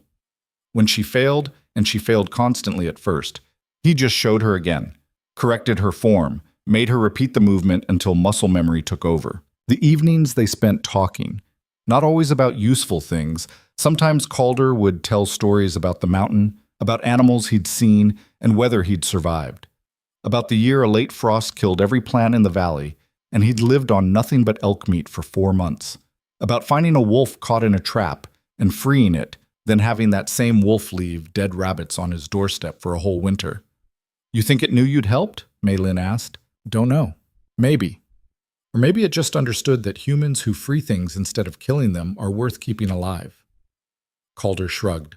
Mountain has its own logic. Don't always make sense to us. Maylin found herself relaxing in a way she hadn't since before the fire. Not happy, she was too angry for happiness, but steady, grounded, like she'd found bedrock after months of standing on quicksand. 3 weeks passed, then 4. Winter began its slow retreat, snow melting into mud and ice breaking up in the creek. Maylin could hit 8 out of 10 targets consistently, could break most of the holds Calder put her in, could move through the forest quietly enough that deer didn't spook until she was 20 feet away. She was changing. She could feel it in how she carried herself, in the way her body responded to threats. The frightened girl who'd stood on that auction block was becoming something else. Calder noticed too. You're getting harder, he said one evening. They were eating elk stew he'd made from an animal he'd shot the previous week. Colder. That's good for surviving, but don't lose everything soft. That's how you end up like me, alive but not really living. Is that what you are? Maylin asked. Not really living? He considered the question seriously. Some days, other days I think this is the only real living there is, away from people and their endless bullshit, just you and the land. But I had a life before this, family, friends, purpose beyond just not dying. Lost most of it. He looked at her. You haven't lost everything yet. Don't throw away what's left trying to become something you're not. What if what I am isn't strong enough? Then you get stronger. But strength isn't the same as being dead inside. Remember that. The conversation stayed with Maylin. She thought about it during target practice, during the brutal physical training, during the quiet moments when she was alone with her thoughts. Was she becoming harder or just harder to kill? Was there a difference? She was still wrestling with the question when the rider appeared. It was late April, early spring in the high country, though snow still capped the peaks. Maylin was practicing knife work behind the cabin when Calder emerged from the forest leading his horse and someone else's. A man sat slumped in the saddle of the second animal, hands tied. Maylin recognized him immediately. Dutch, one of Mayor Vance's hired guns. Found him about 2 miles south, Calder said, dismounting. Following our trail. Not very well, but following. Dutch looked bad. His face was bruised, lips split, one eye swollen shut. He stared at Maylin with a mixture of fear and defiance. Didn't expect to find you alive, he muttered. Disappointed? Maylin asked. Just surprised. Figured the mountain would have killed you by now. He spat blood. Or him. Calder dragged Dutch off the horse and shoved him toward the cabin. The man stumbled but caught himself. Once inside, Calder tied him to a chair with practiced efficiency, then stepped back. Start talking, he said. Who sent you? What's the plan? How many are coming? Dutch laughed. A wet, pained sound. You think I'm telling you anything? Vance'll kill me if I talk. I'll kill you if you don't, Calder said mildly. Difference is, I'm here now, and he's not. Go ahead. I ain't afraid of dying. Everyone's afraid of dying, Calder corrected. But there's dying fast and dying slow. I can make it very slow. Something in his tone made Dutch's bravado falter. Maylin saw it, the moment the man realized Calder wasn't bluffing. There's 6 of us, Dutch said finally. Vance hired us 3 weeks ago. Good money. Said to find you, kill you both, make it look like the mountain did it. Bring back proof. Proof like what? Your heads.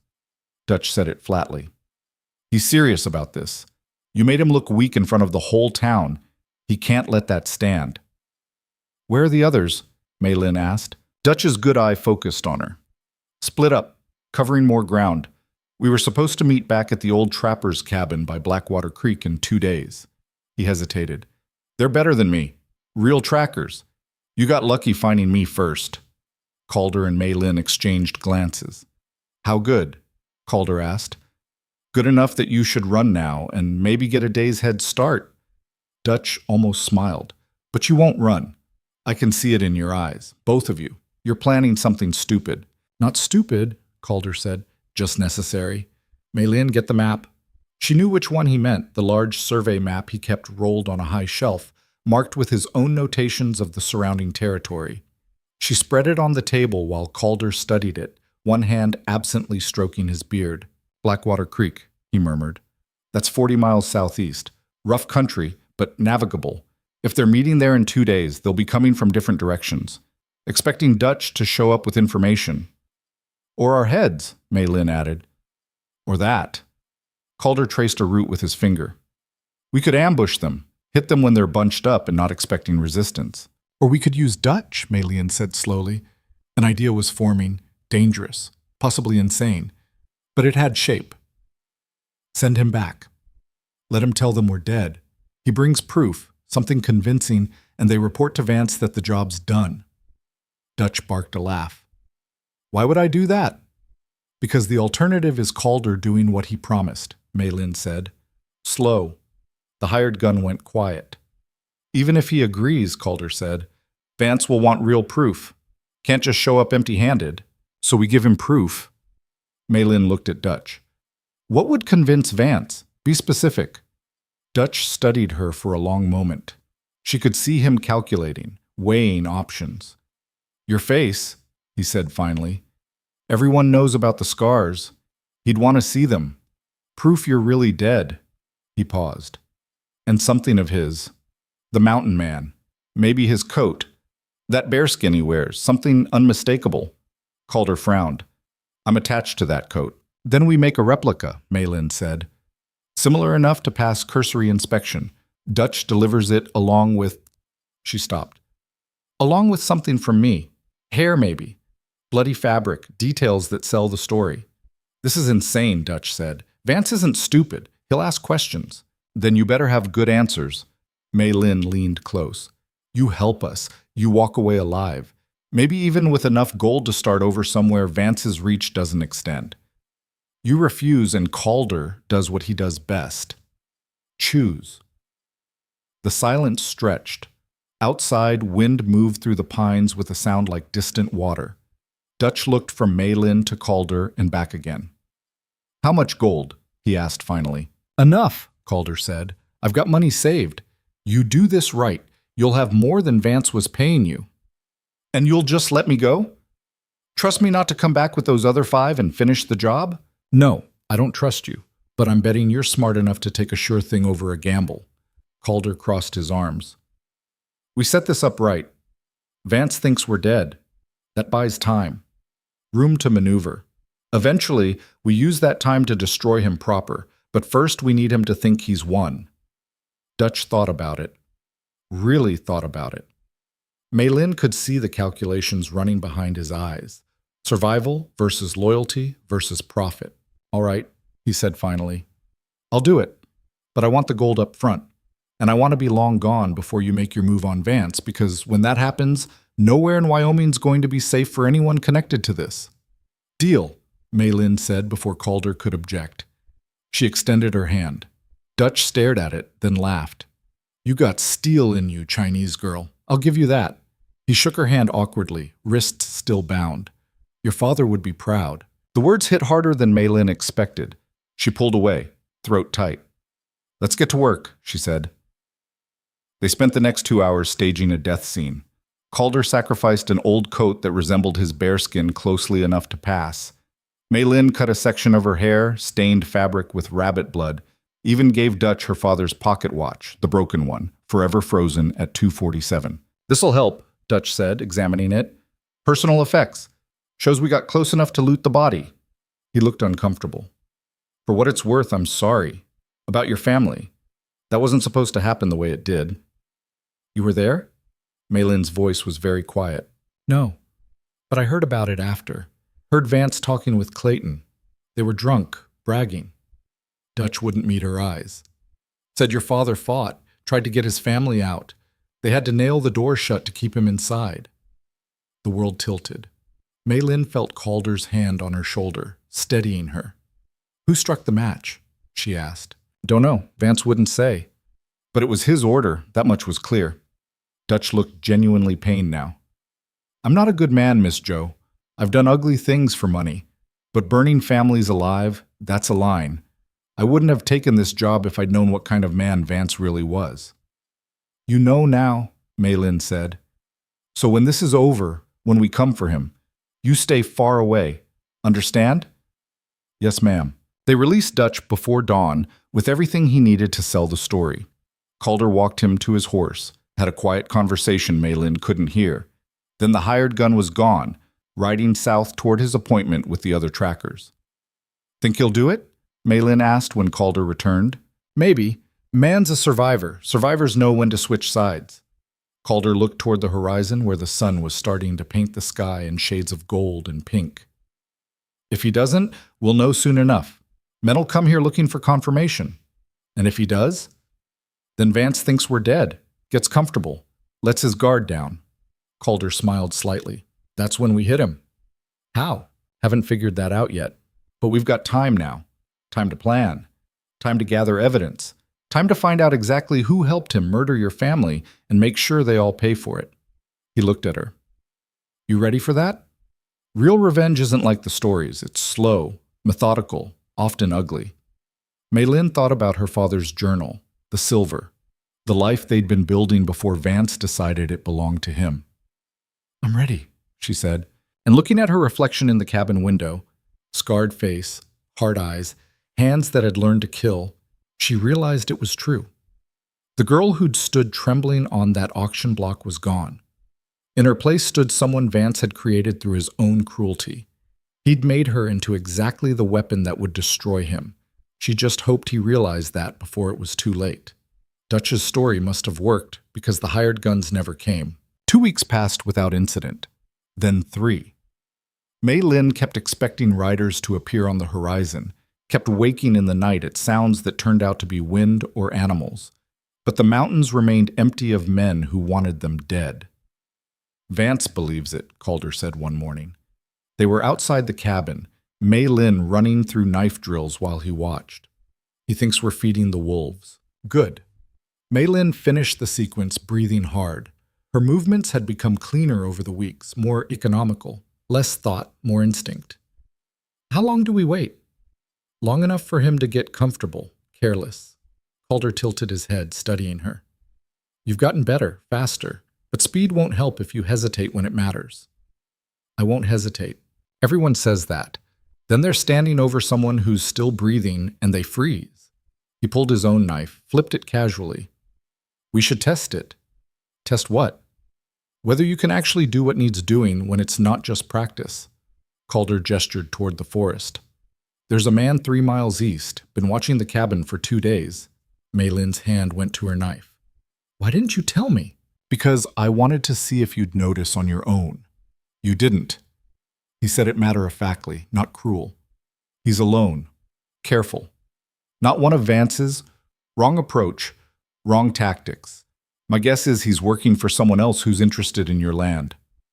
Garrett, Maylin said. The man who offered to buy it. Probably. Which means he doesn't believe you're dead, or he's covering his bases. Calder sheathed his knife. Either way, he's a problem. We can ignore him and hope he goes away, or we can solve it permanent. You want me to kill him? I want you to decide if you can. Big difference. Calder's pale eyes were unreadable.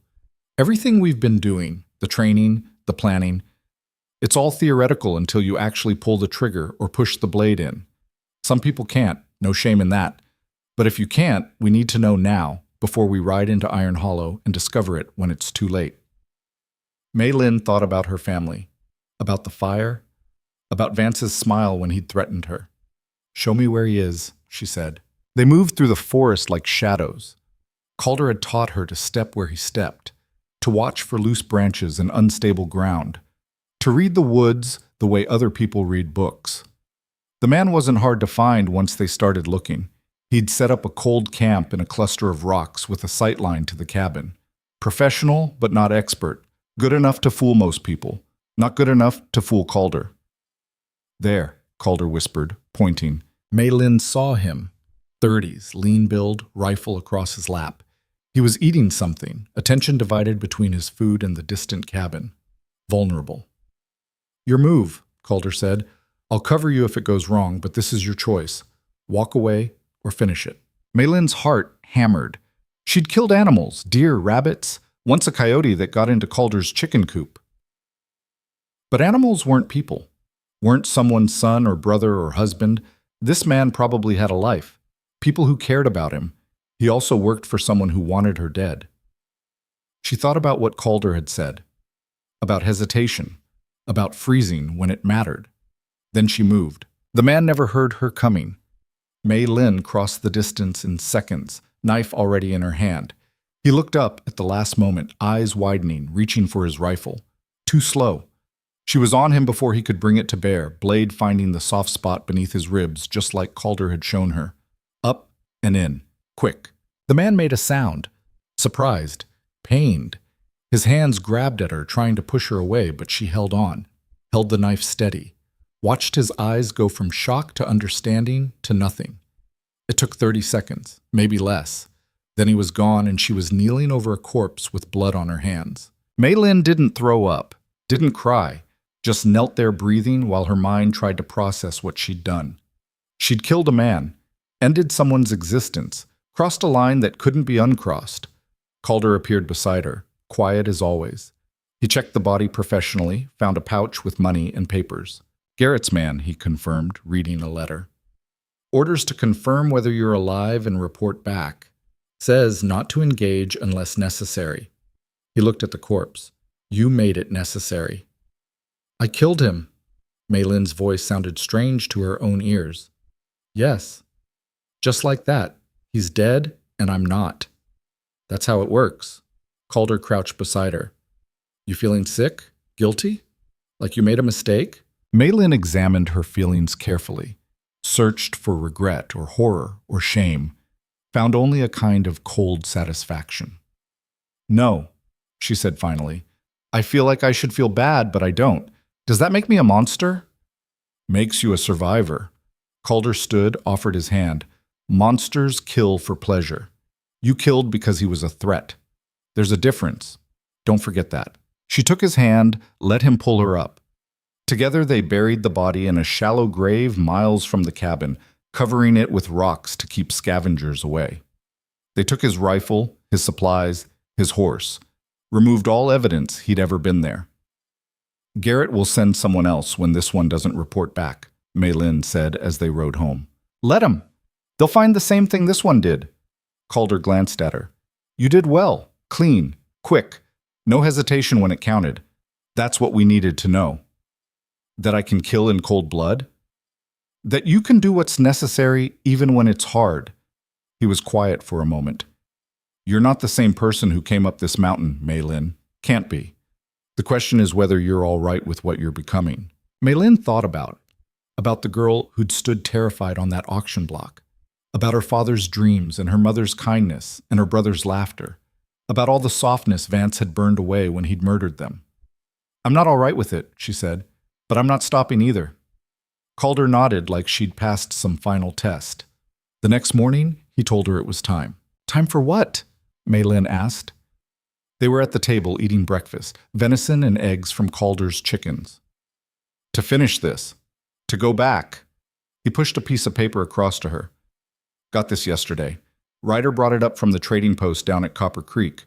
Sheriff Tucker sent it.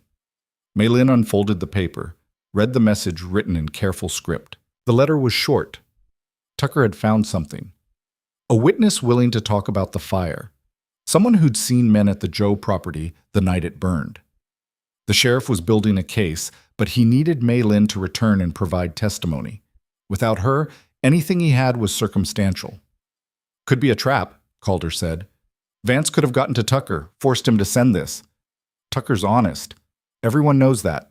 Honest men can be threatened, or bought, or replaced. Calder's expression was serious. But if it's real, this is what we've been waiting for. A way to bring Vance down legal, proper. And if it's not real, then we ride into an ambush and fight our way out or die trying. He said it simply, like discussing the weather. Either way, we can't stay up here forever. Vance thinks you're dead, which gives us one advantage, but that only works if we use it before someone figures out the truth. Mei Lin read the letter again. A witness. Real testimony. The possibility of justice through law instead of violence. It was everything she'd hoped for. It also felt too convenient. When do we leave? She asked. Tomorrow at first light. Long ride. 4 days if we push, 5 if we're careful. We'll approach Iron Hollow from the west, through the canyon road.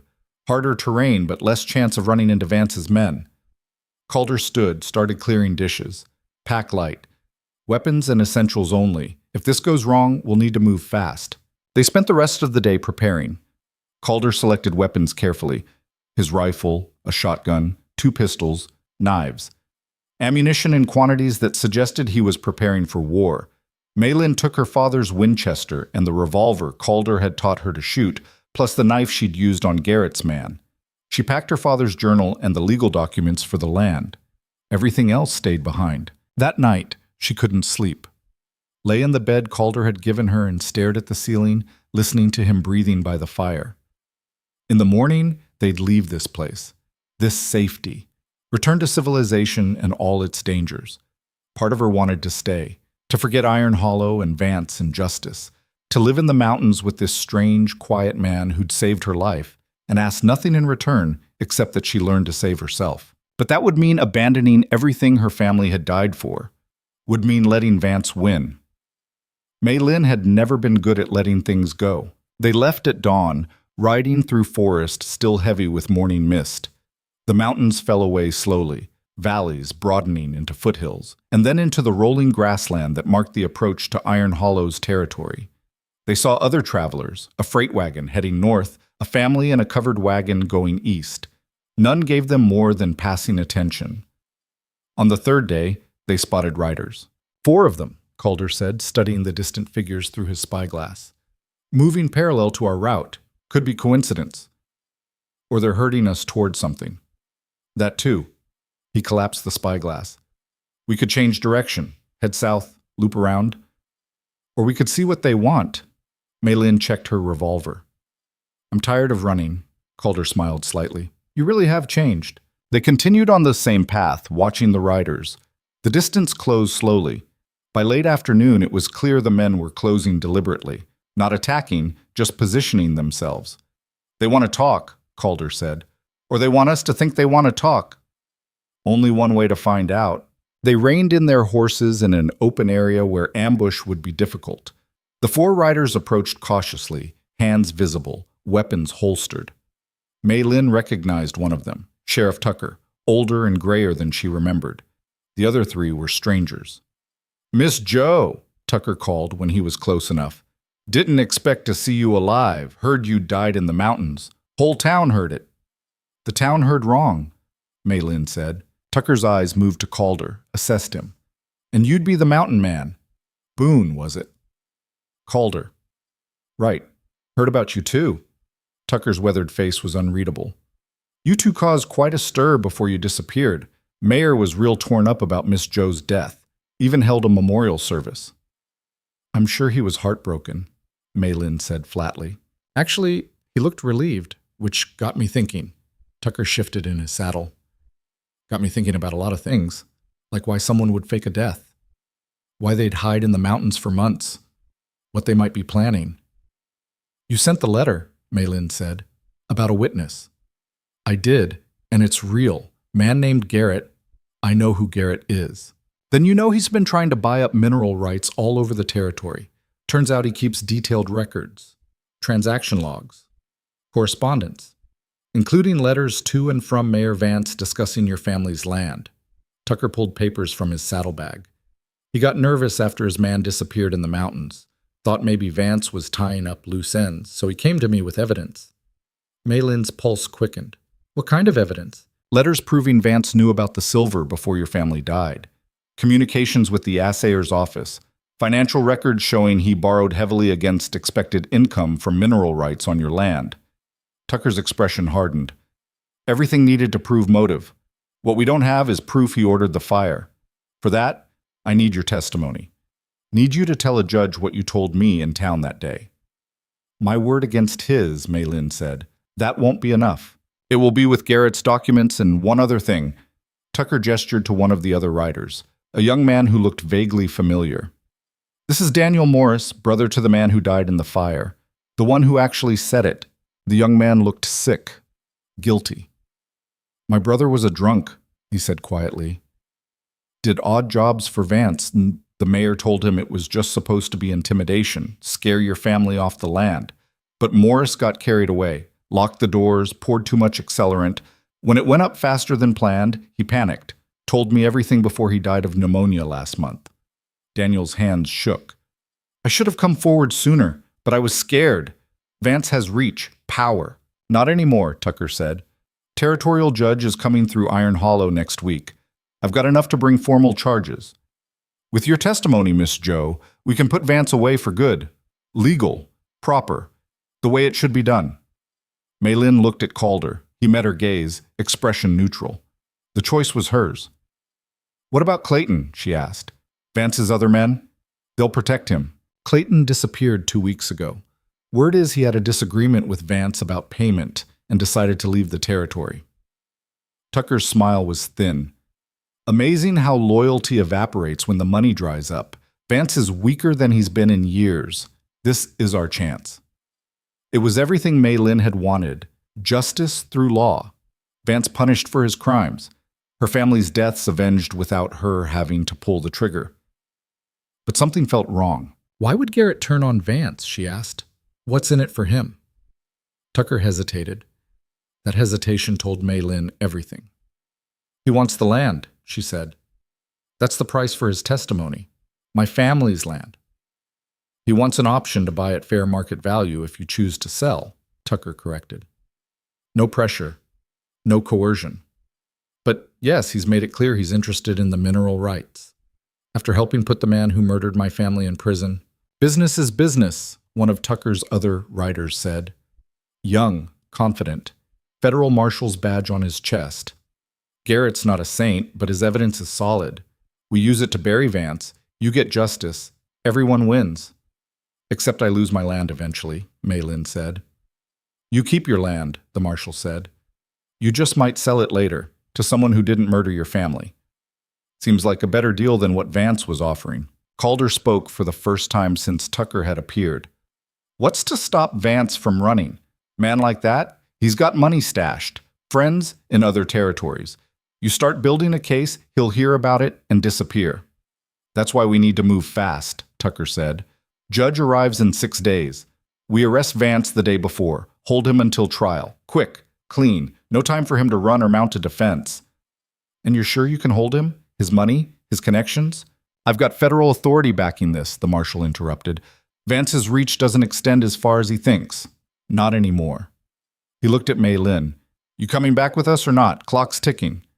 Maylin thought about the girl she'd been on that auction block, about the months in the mountains learning to fight, about the man she'd killed with a knife because he was a threat. She'd come back to destroy Vance. That hadn't changed. But the method mattered. Killing him herself would make her a murderer in the eyes of the law. Would mean running forever. Letting the law handle it, if it actually worked, meant freedom. Vindication. I need to speak with Calder, she said. Alone. Tucker nodded. Take your time. We'll wait. Maylin and Calder rode a short distance away, out of earshot but still visible. What do you think? She asked. I think it smells convenient. Too many pieces falling into place too perfectly. Calder's eyes were serious. But that doesn't mean it's a trap. Sometimes things actually work out, just rare enough that it feels suspicious. If it is a trap, then we fight, same as we would have anyway. He paused. But if it's real, this is better than the alternative. You testify, Vance goes to prison, you keep your land and your freedom. That's a win. What about Garrett? Deal with him later, one enemy at a time. Calder looked toward Tucker and his men. Sheriff's honest. I've heard that from enough people to believe it. The marshal I don't know, but federal law is harder to corrupt than local politics. If they say they can hold Vance, I'm inclined to believe them. And if they can't, then you shoot him yourself and we run for the border. Calder said it like he was discussing dinner plans. But let's try the legal way first. Your father would have wanted that. Man believed in doing things proper. He was right. Her father had always insisted on following the law, even when the law was slow and frustrating. It's what separated them from animals, he'd said. Civilization was rules everyone agreed to follow, even when some people broke them. All right, Maylin said. We go back. We testify. We see if justice actually works the way it's supposed to. And if it doesn't, she touched the revolver at her hip, then we do it the other way. They rode back to Tucker's group. The sheriff looked relieved when Mei Lin nodded. We'll do this legal, she said, but I have conditions. I want protection until the trial, real protection, and I want access to Garrett's evidence before I testify. Need to see it's real. Done, Tucker said.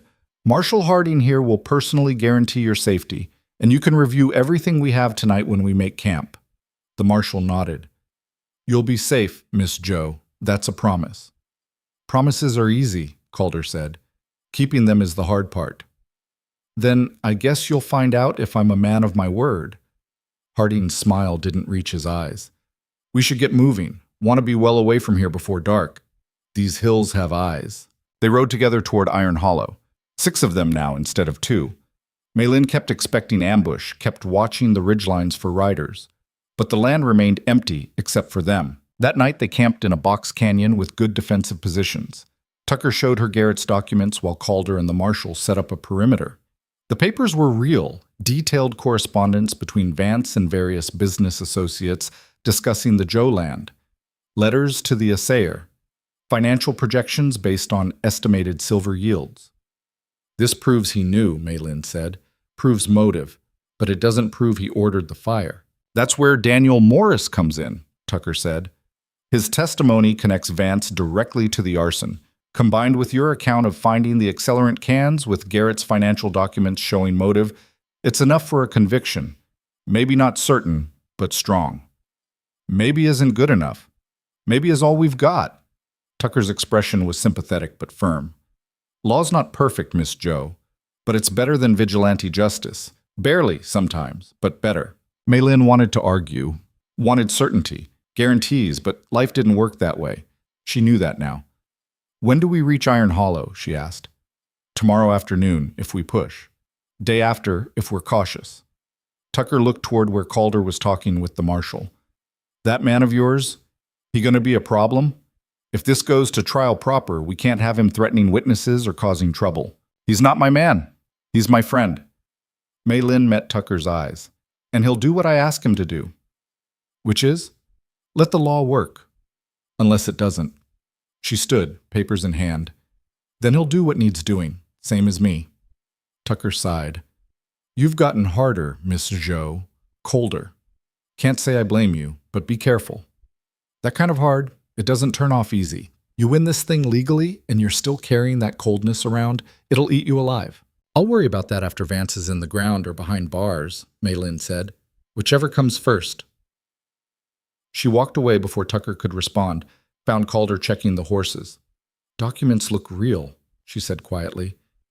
Tucker seems genuine, but I don't trust the marshal. Good instincts. Neither do I. Calder tightened a saddle strap. Man's too smooth, too confident. Lawmen who've actually done the work, they're more cautious. Harding talks like this is already won. So what do we do? Stay alert, sleep light, keep weapons close. He glanced toward where Harding was talking with his men. And if things go wrong, we ride hard and don't look back. Agreed? Agreed. They took turns keeping watch that night. When it was Mei Lin's shift, she sat with her back against stone and watched the stars. Thought about her family, about the life they'd tried to build in this harsh country, about whether justice through law would actually satisfy the rage that had kept her moving forward all these months. She wanted Vance punished, wanted him to suffer the way her family had suffered. But more than that, she wanted her name cleared, her land secured, her father's dreams vindicated. If the law could give her that, she'd take it. If not, she had other options. The stars gave no answers. They never did. But they reminded her that the world was bigger than Iron Hollow, bigger than one corrupt mayor and his crimes. Somewhere out there, life continued. People built things, loved, dreamed. Maybe when this was over, she could learn to do those things again. Maybe. They reached Iron Hollow 2 days later, riding in at high noon like something from a dime novel. The town had changed and stayed the same. Same buildings, same mud streets, same people who'd watched her nearly get sold on that auction block. But now they stared for different reasons, because she was supposed to be dead, because she rode beside the mountain man who'd killed for her, because Sheriff Tucker and a federal marshal flanked them like an honor guard.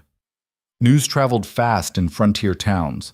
By the time they reached the sheriff's office, half of Iron Hollow had gathered to watch. Mei Lin dismounted, legs stiff from days of riding.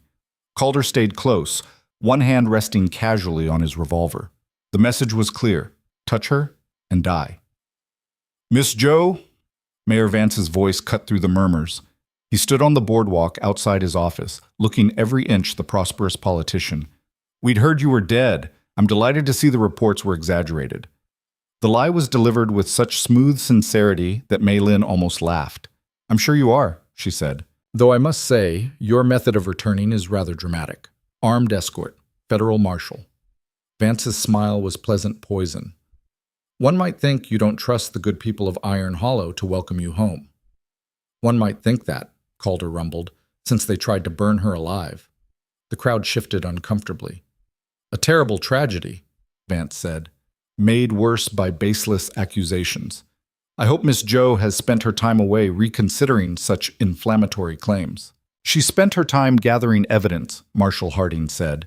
He stepped forward, federal badge catching the sunlight. "Ezekiel Vance, I'm placing you under arrest for conspiracy to commit murder, arson, and fraud." The words landed like stones in still water. Vance's expression didn't change, but something shifted behind his eyes. Calculation. Measurement of options. "This is preposterous," he said. "On what grounds?" "On the grounds of documented correspondence proving you knew about silver deposits on the Joe property before the fire. On the grounds of testimony from multiple witnesses placing your men at the scene. On the grounds of financial records showing motive." Harding pulled handcuffs from his belt. "You can come quiet, or you can come loud. Your choice." For 3 heartbeats, Vance stood frozen. Then his hand moved toward his coat. Calder was faster. His revolver cleared leather and fired in one smooth motion. The shot took Vance in the shoulder, spinning him around. The gun, because of course he'd been reaching for a gun, clattered to the boardwalk. The crowd scattered, screaming. Harding's men drew weapons. Tucker shouted for calm. And Mei Lin walked forward through the chaos, drew her own revolver and pointed it at Vance's head. The mayor looked up at her from the ground, blood spreading across his expensive shirt. His carefully maintained facade had cracked completely. What showed through was raw fear. "You!" he gasped. "You're supposed to be dead." "I got better," Mei Lin said. Her voice was ice. "Thanks to you burning my family alive, I learned what I'm really capable of. It wasn't." Vance struggled for words. "It was business. Just business. Your father wouldn't sell, wouldn't negotiate. What was I supposed to do? Not murder him." Mei Lin thumbed back the hammer. "Not kill my mother, my brother. Not burn them alive while they screamed." "Miss Joe," Marshal Harding's voice was careful. "Step back. Let the law handle this." "The law's been handling things for months while I hid in the mountains," Mei Lin said, without looking away from Vance. "How's that been working?" "It's working now. We have him. He's going to prison. He's going to hang for what he did." Harding moved closer. "But if you shoot him, you're a murderer too. Is that what your family would want?"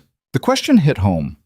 Mei Lin thought about her father's belief in law, her mother's gentle insistence that violence only bred more violence, her brother's innocent faith that good people were rewarded. They'd been wrong about a lot of things, but maybe not about everything. She lowered the hammer, lowered the gun. "Prison," she said to Vance, "then hanging. I want to watch." "You'll have that chance," Harding said. He hauled Vance to his feet, slapped on the handcuffs. "Ezekiel Vance, you're under federal custody. Trial starts in 4 days." As they led him away, Vance looked back at Mei Lin one last time. "This doesn't end," he said. "I have friends, resources. You think one trial destroys me?" "No," Mei Lin said, "but it's a start." She watched them take him into the sheriff's office, watched the crowd slowly disperse, watched Iron Hollow return to its normal rhythm. Calder appeared beside her. "You did good, letting him live." "Did I?" Mei Lin's hands were shaking now, adrenaline fading. "Feels like I just gave him another chance to escape." "Maybe, but you gave yourself a chance to be more than just his victim or his killer."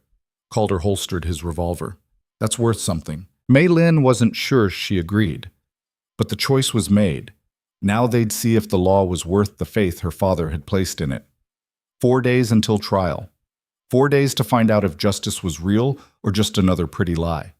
The first attempt on Mei Lin's life came that very night. She was sleeping in a room above the general store. Sheriff Tucker had arranged it, somewhere more secure than her burned-out cabin. Calder was across the hall, supposedly resting, but probably awake. The town was quiet, or as quiet as Iron Hollow ever got.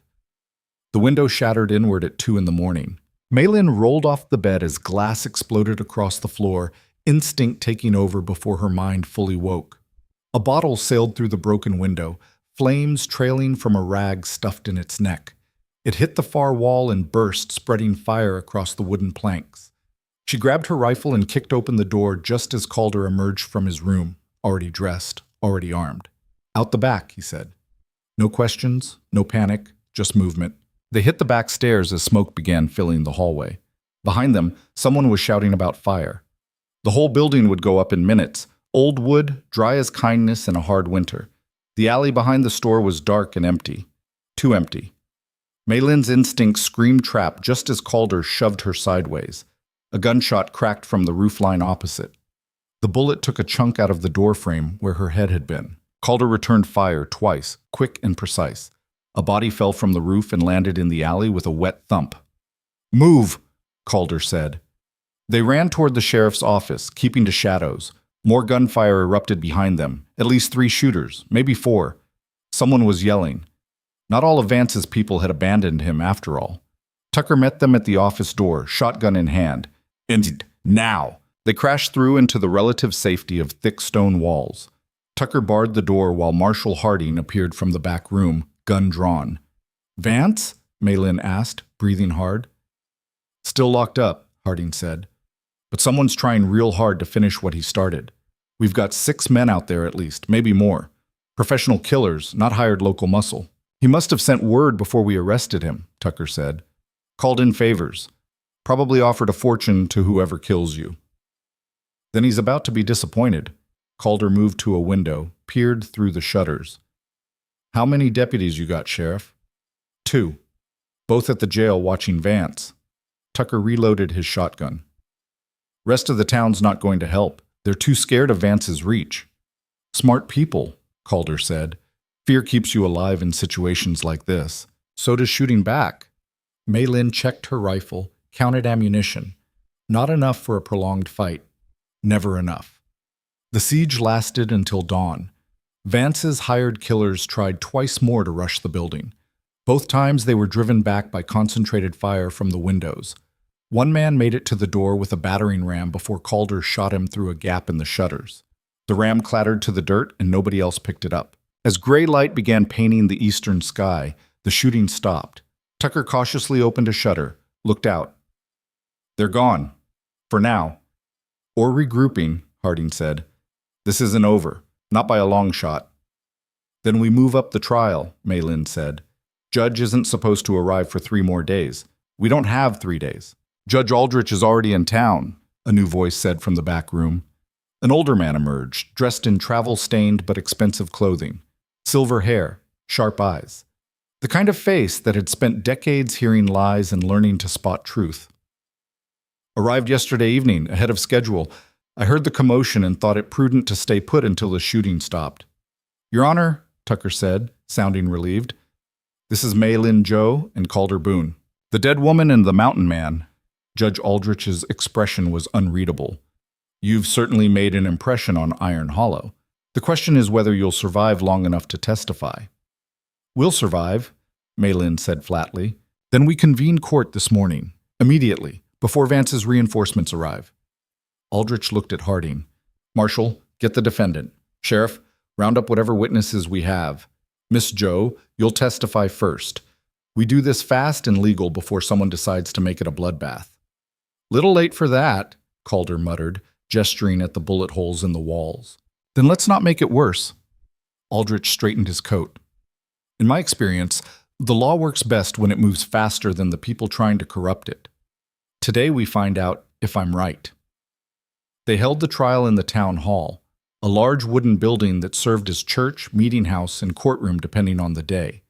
By 8 in the morning, half of Iron Hollow had crammed inside. Some came for justice. Most came for the spectacle. Maylin sat in the front row beside Calder, watching Vance being led in. The mayor looked diminished somehow, shoulder bandaged, expensive suit rumpled, the confidence that had defined him replaced by something feral and desperate. He caught her eye and smiled, but it was the smile of a cornered animal. Judge Aldrich banged his gavel. Court is now in session. We're here to determine the guilt or innocence of Ezekiel Vance on charges of conspiracy to commit murder, arson, and fraud. Given the unusual circumstances and continued threats to witnesses, we'll proceed with all due haste. Prosecution, call your first witness. Marshal Harding stood. The territory calls Maylin Joe. Maylin walked to the witness stand on legs that felt steadier than they had any right to. She placed her hand on the Bible, ironic given everything, and swore to tell the truth. Miss Joe, Harding began, tell the court about the night your family died. She'd rehearsed this, practiced keeping emotion out of her voice. But sitting there, looking at Vance, the memories came flooding back anyway. It was October 14th, she said, late, maybe 2 in the morning. I woke up to smoke. The cabin was already burning. My father was trying to open the door, but it wouldn't move. Someone had barred it from outside. Her voice stayed level, clinical. I went to the window, saw 3 men on horses watching. One of them was Morris. I recognized him from town. They waited until the screams stopped. Then they rode away. Did you see Mayor Vance among those men? No. But 3 days later, I found empty kerosene cans hidden in the woods behind our property. Same brand the mayor's office uses for their lamps. I checked. Vance's lawyer, a thin man from Laramie who looked like he wished he was anywhere else, objected. Circumstantial. Kerosene is common. Sustained, Aldrich said, but noted. Continue, Miss Joe. Maylin told them about the silver, about her father's discovery, about the debt that appeared from nowhere and the mayor's attempt to seize their land, about running into the mountains and learning the truth. And what truth was that? Harding asked. That my family was murdered for money, that Mayor Vance ordered it because he wanted the silver beneath our land and we wouldn't sell.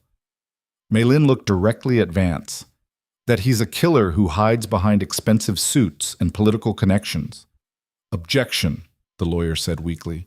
Overruled. The witness may characterize the defendant. Aldrich made a note. Though I'd prefer facts to editorializing, Miss Joe. The fact is, he killed my family, Maylin said. Everything else is just details. The prosecution called more witnesses. Daniel Morris, shaking and pale, testified about his brother's deathbed confession. Garrett, looking uncomfortable, presented his documents, letters proving Vance knew about the silver, financial records showing debt and desperation.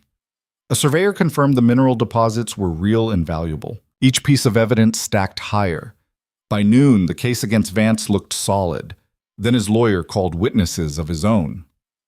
3 townspeople testified that Vance was in his office the night of the fire, that he'd expressed genuine sorrow at the Joe family's deaths, that he was a pillar of the community who'd done nothing but try to collect legitimate debts. It was all lies, and everyone knew it. But the witnesses delivered their testimony with straight faces and steady voices. Fear or money or both had bought their loyalty. This is ridiculous, Maylin whispered to Calder. They're just going to let him walk. Not if the judge is honest, Calder said, but he sounded less certain than usual. The lawyer saved his best trick for last. He called Sheriff Tucker. Sheriff, you've known Mayor Vance for how long? 15 years, give or take. And in that time, have you ever known him to break the law? Tucker's jaw tightened. Not that I could prove. So no evidence of criminal behavior in 15 years of observation? That's not... Tucker stopped himself. No documented evidence? No. And Miss Joe's accusations, they came only after she was facing legal debt collection, correct? The debt was fraudulent, Tucker said sharply.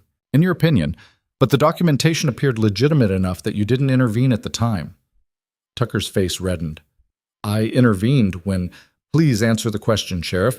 Did you or did you not allow the debt proceedings to continue because the paperwork appeared legal? Yes, Tucker ground out, but I later discovered. Thank you, Sheriff. No further questions. The lawyer sat down looking satisfied. He'd planted doubt. made it look like Mei Lin was a desperate woman making wild accusations to escape legitimate debts. Judge Aldrich called a recess for lunch. Mei Lin sat in the back room of the town hall, rage burning through her like fire. "They're going to acquit him," she said. "All that evidence, and it won't matter because he bought the right people." "Trial's not over yet," Harding said. But even he looked worried. "Even if they convict, he'll appeal, drag this out for years, and eventually someone will kill me before it resolves." Mei Lin stood, paced. "This was a mistake. We should have just shot him in the street and been done with it." "And spent the rest of your life running," Calder said quietly. "Is that what you want?" "I want him dead. I want everyone who helped him dead. I want—" She stopped, fought for control. "I want my family back, but I can't have that. So I'll settle for justice, except apparently justice is just another thing rich men can buy." Aldrich appeared in the doorway. "Miss Joe, a word." She followed him to a smaller room. The judge sat, gestured for her to do the same. "I've been presiding over territorial courts for 23 years, he said. "I've seen every trick, every manipulation, every way powerful men try to escape consequences.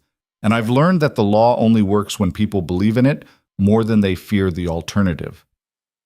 "What's your point?" Mei Lin asked. "My point is that Vance's lawyer is good. He's created reasonable doubt, at least enough that a sympathetic jury might acquit. If I leave this to a jury trial, there's a real chance Vance walks." Mei Lin's heart sank. "However," Aldrich continued, "this is a territorial court operating under emergency circumstances. I have the authority to render verdict myself without a jury. Given the threats to witnesses and continued violence, I'm inclined to exercise that authority." "You believe me?" Mei Lin asked. "About what happened?" "I believe the evidence. I believe that your family died under suspicious circumstances. I believe that Mayor Vance had motive, means, and opportunity." Aldrich's expression was grave. "But belief isn't the same as proof beyond reasonable doubt. His lawyer is right. Much of what we have is circumstantial. In a normal trial, I might have to acquit. So he wins." "I didn't say that." Aldrich leaned forward. "There's another option. Lesser charges that the evidence absolutely supports. Fraud, falsifying documents, witness intimidation, obstruction of justice. Individually, they're minor. Together, they add up to 10 years in territorial prison, maybe 15 with my sentencing discretion. That's not enough. He murdered my family, and I can't prove that conclusively in a court of law." Aldrich's voice was firm, but not unkind. "I can prove he's a criminal who abused his office. I can send him to prison where he'll lose everything, his position, his wealth, his power. I can make sure he never holds office again. What I can't do is hang him for murders I can't definitively connect to him beyond circumstantial evidence." "So justice is 10 years for killing 3 people. Justice is what the law allows me to give you within the bounds of evidence and procedure." Aldrich stood. "I know it's not what you want, but it's what I can offer. A guaranteed conviction on charges that will stick, or a gamble on murder charges that might result in complete acquittal. Your choice affects my decision." Mei Lin wanted to scream, wanted to overturn the table, wanted to storm back into that courtroom and put a bullet in Vance's head. Instead, she thought about her father, about his belief that civilization was rules everyone agreed to follow, about the difference between justice and vengeance. 10 years, she said. "Guaranteed." "Guaranteed," Aldrich confirmed. "And I'll make it as hard as possible. Labor camp, not country club prison. He'll suffer, Miss Joe. Just not at the end of a rope." "Fine." The word tasted like ash. "But I want to be there when you sentence him. I want him to see my face when he realizes he lost." "That can be arranged." Court reconvened an hour later. Judge Aldrich dismissed the jury pool that had been assembling, citing emergency powers and ongoing threats to public safety. Vance's lawyer objected strenuously. Aldrich overruled him. "Having reviewed all the testimony and evidence," the judge announced, "I find insufficient proof to convict on charges of murder and arson. However, I find overwhelming evidence of fraud, document falsification, and abuse of office." Vance's face lit up. He thought he'd won. "Ezekiel Vance," Aldrich continued, "I hereby sentence you to 15 years hard labor at the territorial prison in Rawlins. All properties and assets to be liquidated to pay restitution to victims of your fraudulent schemes, with priority given to the Joe estate." You are stripped of all political offices and banned from holding public trust in perpetuity. Sentenced to begin immediately. The mayor's expression transformed from triumph to horror in the space of a heartbeat. "This is outrageous," his lawyer shouted. "We'll appeal. The territorial governor can review my decision if he wishes," Aldrich said calmly. "But given the defendant's demonstrated willingness to use violence against witnesses and the court's own documentation of intimidation attempts, I'm ordering immediate incarceration pending any such review. Marshal Harding, take custody of the prisoner." Vance finally spoke, his cultured voice cracking. "You can't do this. I have rights. You have exactly what the law gives you," Aldrich interrupted, "which, given what you've done, is far more mercy than you deserve. Be grateful I'm not the hanging judge some people wanted." As Harding and his deputies dragged Vance toward the door, the mayor looked at Mei Lin one last time. She met his gaze steadily, saw the moment he truly understood that he'd lost everything. "This isn't over," he said. "You think 15 years ends this? I'll come back. You'll die in prison," Mei Lin said quietly, "old and forgotten.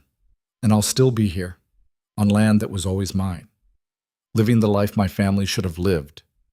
That's justice enough." They took him away, still protesting. The courtroom erupted in noise, some people cheering, others arguing, everyone processing what had just happened. Mei Lin walked outside into afternoon sunshine. Calder followed, silent as always. "Not what you wanted," he said. "No. But maybe what I needed." She took a deep breath. "He's gone. He can't hurt anyone else. That's something." "It's everything," Calder corrected. "You did this legal, proper. Your father would be proud." "My father would be alive if the law had protected him in the first place." Mei Lin's voice was bitter. "But at least it caught up eventually. That's more than most people get." They stood together watching Iron Hollow go about its business. The town that had condemned her, tried to sell her, watched her family burn. "What now?" Calder asked. "Now I go back to my land," Mei Lin said. "Rebuild. Figure out what to do with silver I never wanted." She looked at him. "You going back to your mountain?" "Was planning on it." He paused. "Unless you need help rebuilding." "I need a lot of things. Help rebuilding is one of them." She smiled slightly. "Pay's not great, but the company's tolerable." "High praise." Calder almost smiled back. "I'll think about it." They both knew he'd already decided. The legal aftermath took weeks to sort through. Garrett honored his agreement, gave Mei Lin first option on any mining operations, fair market rates, no pressure. She surprised him by accepting. Turned out she had no interest in running a mining operation herself, and Garrett, for all his moral flexibility, was honest about business.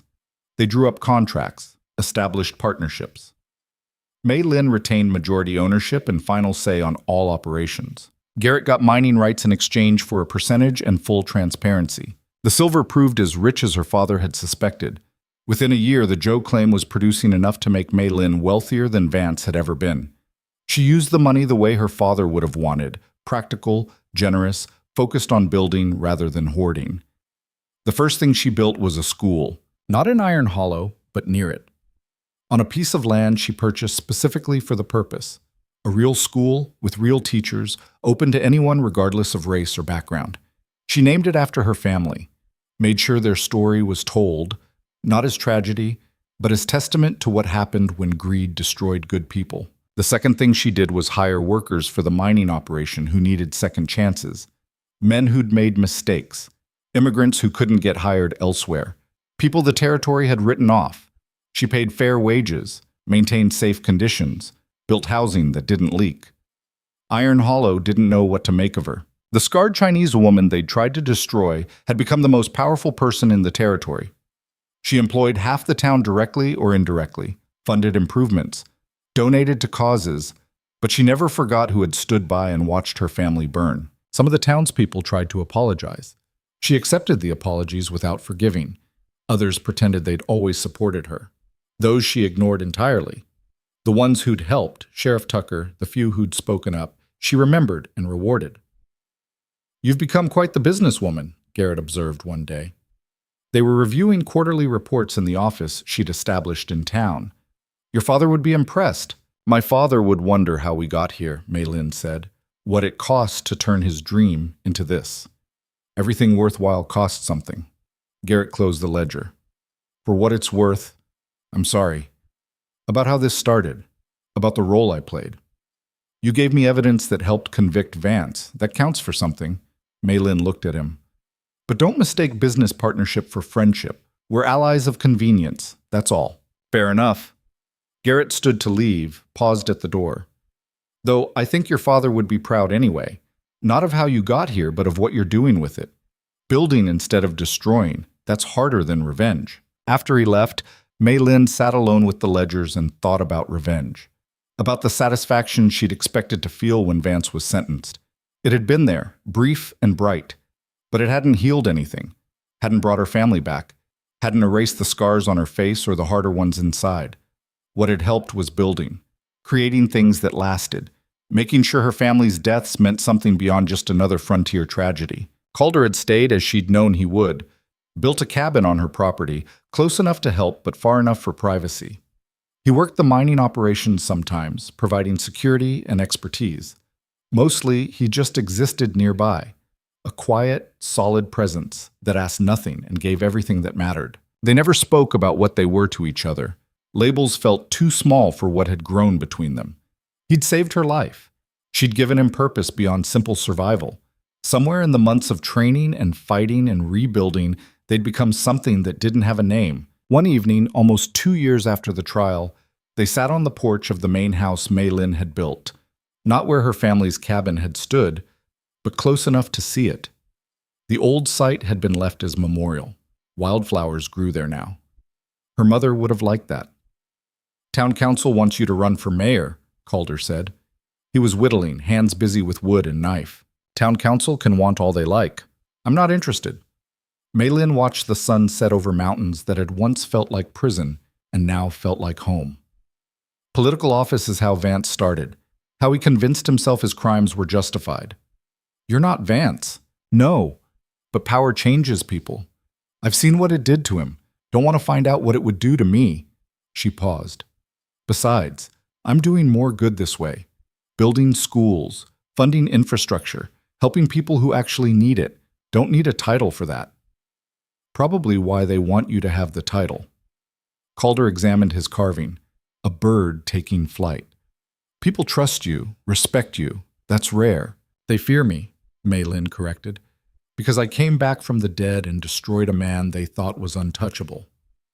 That's not the same as trust. Maybe, but fear gets things done too. He handed her the carving. For the school. Kids like having things to hold. Maylin turned the wooden bird over in her hands, feeling the smoothness of the craft. Calder's work was always beautiful in its simplicity, functional art. Thank you, she said. They sat in comfortable silence as darkness gathered. Somewhere in the distance, the mining operations continued, careful extraction of wealth from the earth, done right this time, done with respect for the land and the people who worked it. Maylin thought about the girl she'd been on that auction block, terrified, alone, convinced the world had decided she didn't matter. That girl was gone, destroyed in the same fire that had taken her family. What remained was harder, colder, but also stronger, more capable. Someone who'd learned that survival meant becoming something you never wanted to be, until you realized you needed to be it. Do you regret it? Calder asked suddenly. How you changed? Maylin considered the question seriously, thought about the man she'd killed with a knife, the hardness she carried, the way warmth sometimes felt foreign now. I regret needing to change, she said finally, but not the change itself. I'm alive because I got harder. My family's legacy lives because I learned to fight. She looked at the carved bird. The girl I was would have died or run. The woman I became can build things that last. That's not an answer. It's the only answer I have. Maylin set the bird carefully on the porch rail. You asked me once if I was all right with what I was becoming. I said no, that's still true. But I'm all right with what I've done with it. That has to be enough. Calder nodded slowly. Your father, did he ever talk about the old country? About China? Sometimes. Why? Because you carry his dream forward, but you're also creating something new, something that wouldn't exist in China or anywhere else. Uniquely yours. Calder's pale eyes reflected the last light. That's worth something, maybe worth everything. Maylin thought about her father's dreams, about America as he'd imagined it, a place where hard work and honesty were rewarded, where the law protected the powerless, where a Chinese immigrant could build a life for his family. He'd been wrong about most of that. The law hadn't protected them. Honesty had gotten them killed. America had been harder and crueler than he'd believed. But some of his dream had survived. Here, on this land, Maylin had built something that honored his vision, even if the path there had been nothing he'd wanted for her. Schools where any child could learn, fair wages for honest work.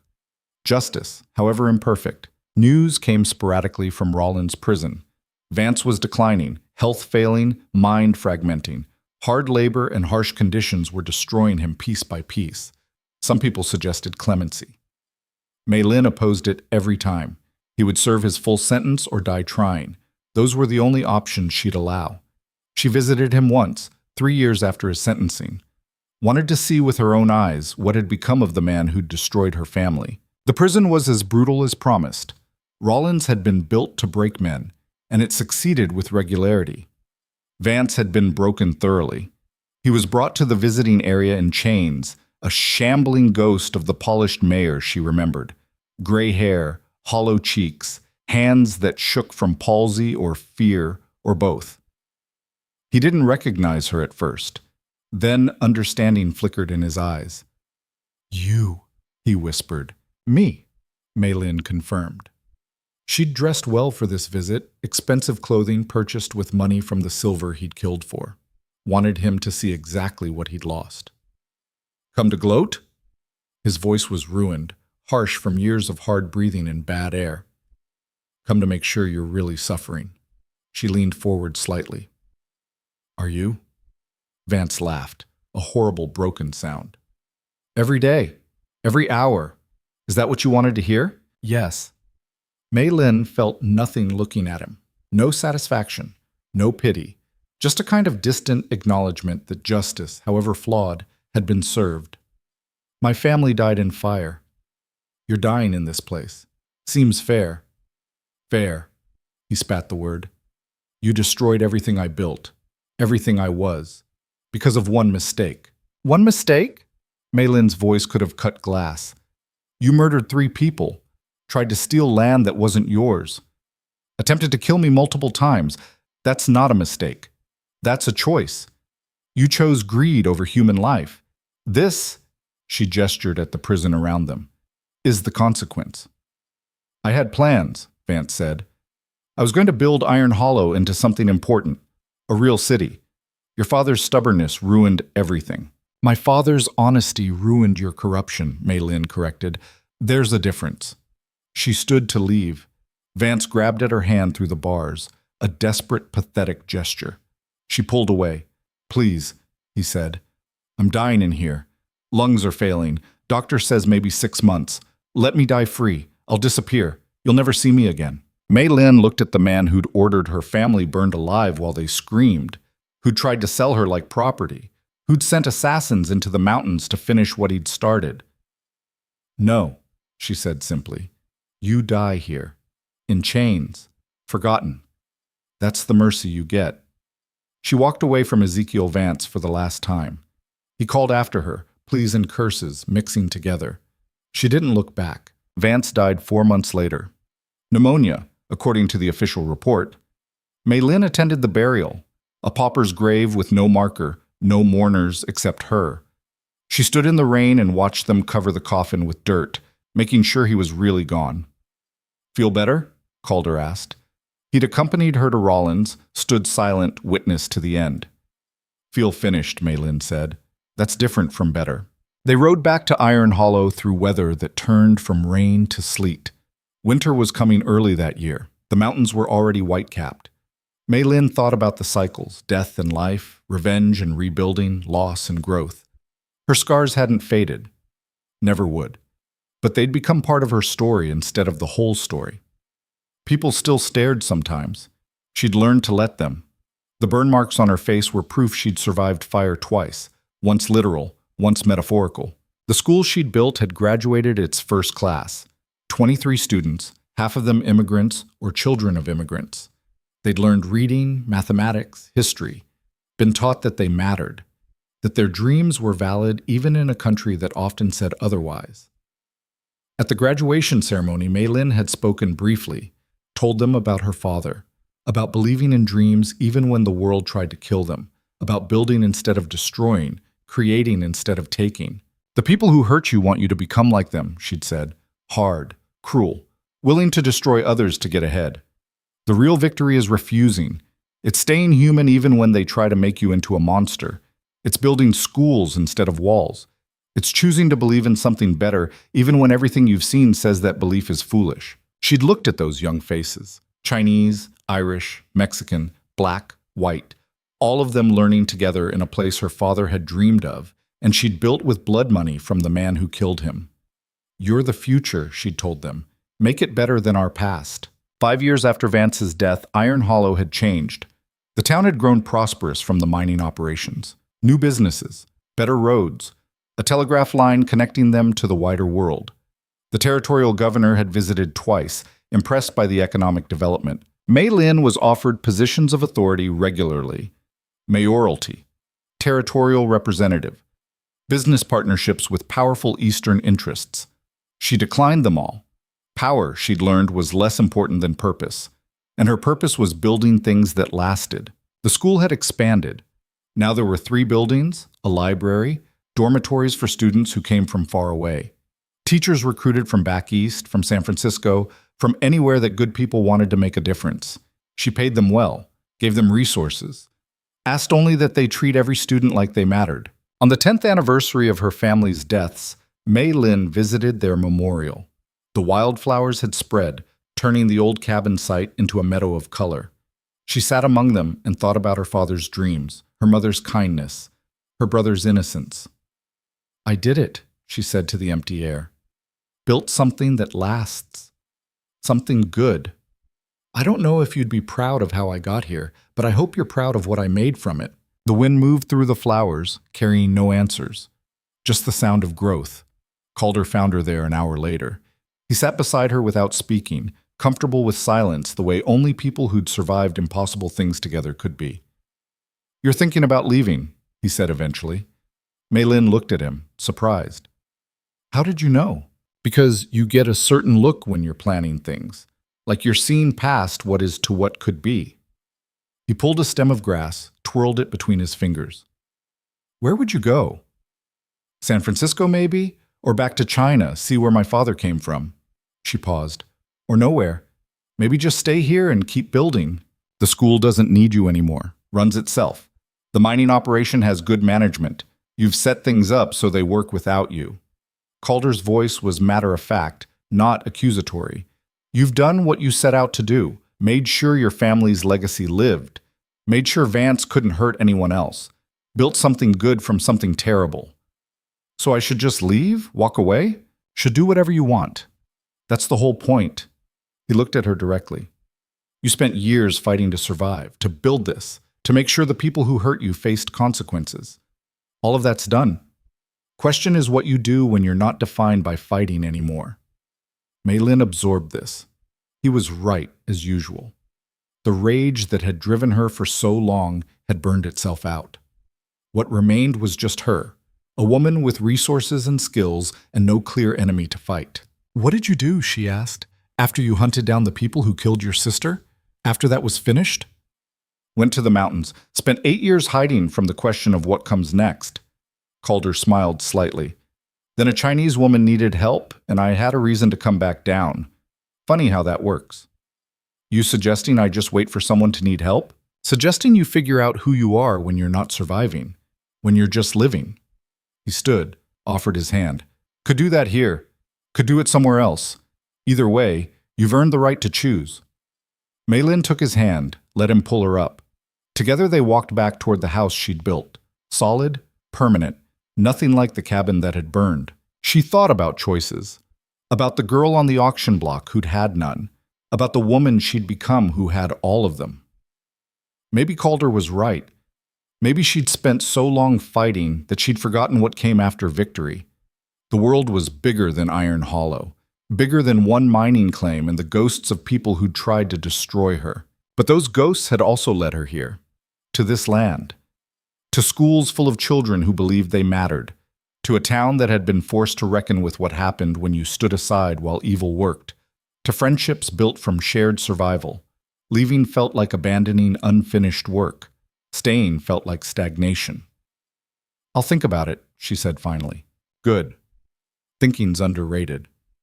Calder walked beside her in companionable silence, then added, "Though for what it's worth, wherever you decide to go, you won't be going alone, not if you don't want to be." Maylin looked at him, this mountain of a man who'd saved her life and asked nothing in return except that she become strong enough to save herself. Who'd stood beside her through trials and violence and rebuilding. Who'd become something more important than any label could capture. "You'd leave your mountain for me?" she asked. "Already did once.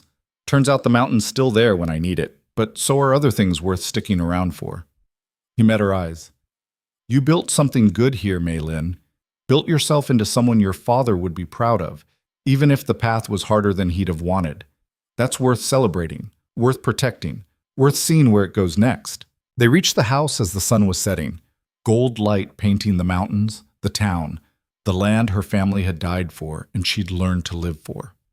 Maylin stood on her porch and looked at everything she'd created from ash and rage and determination.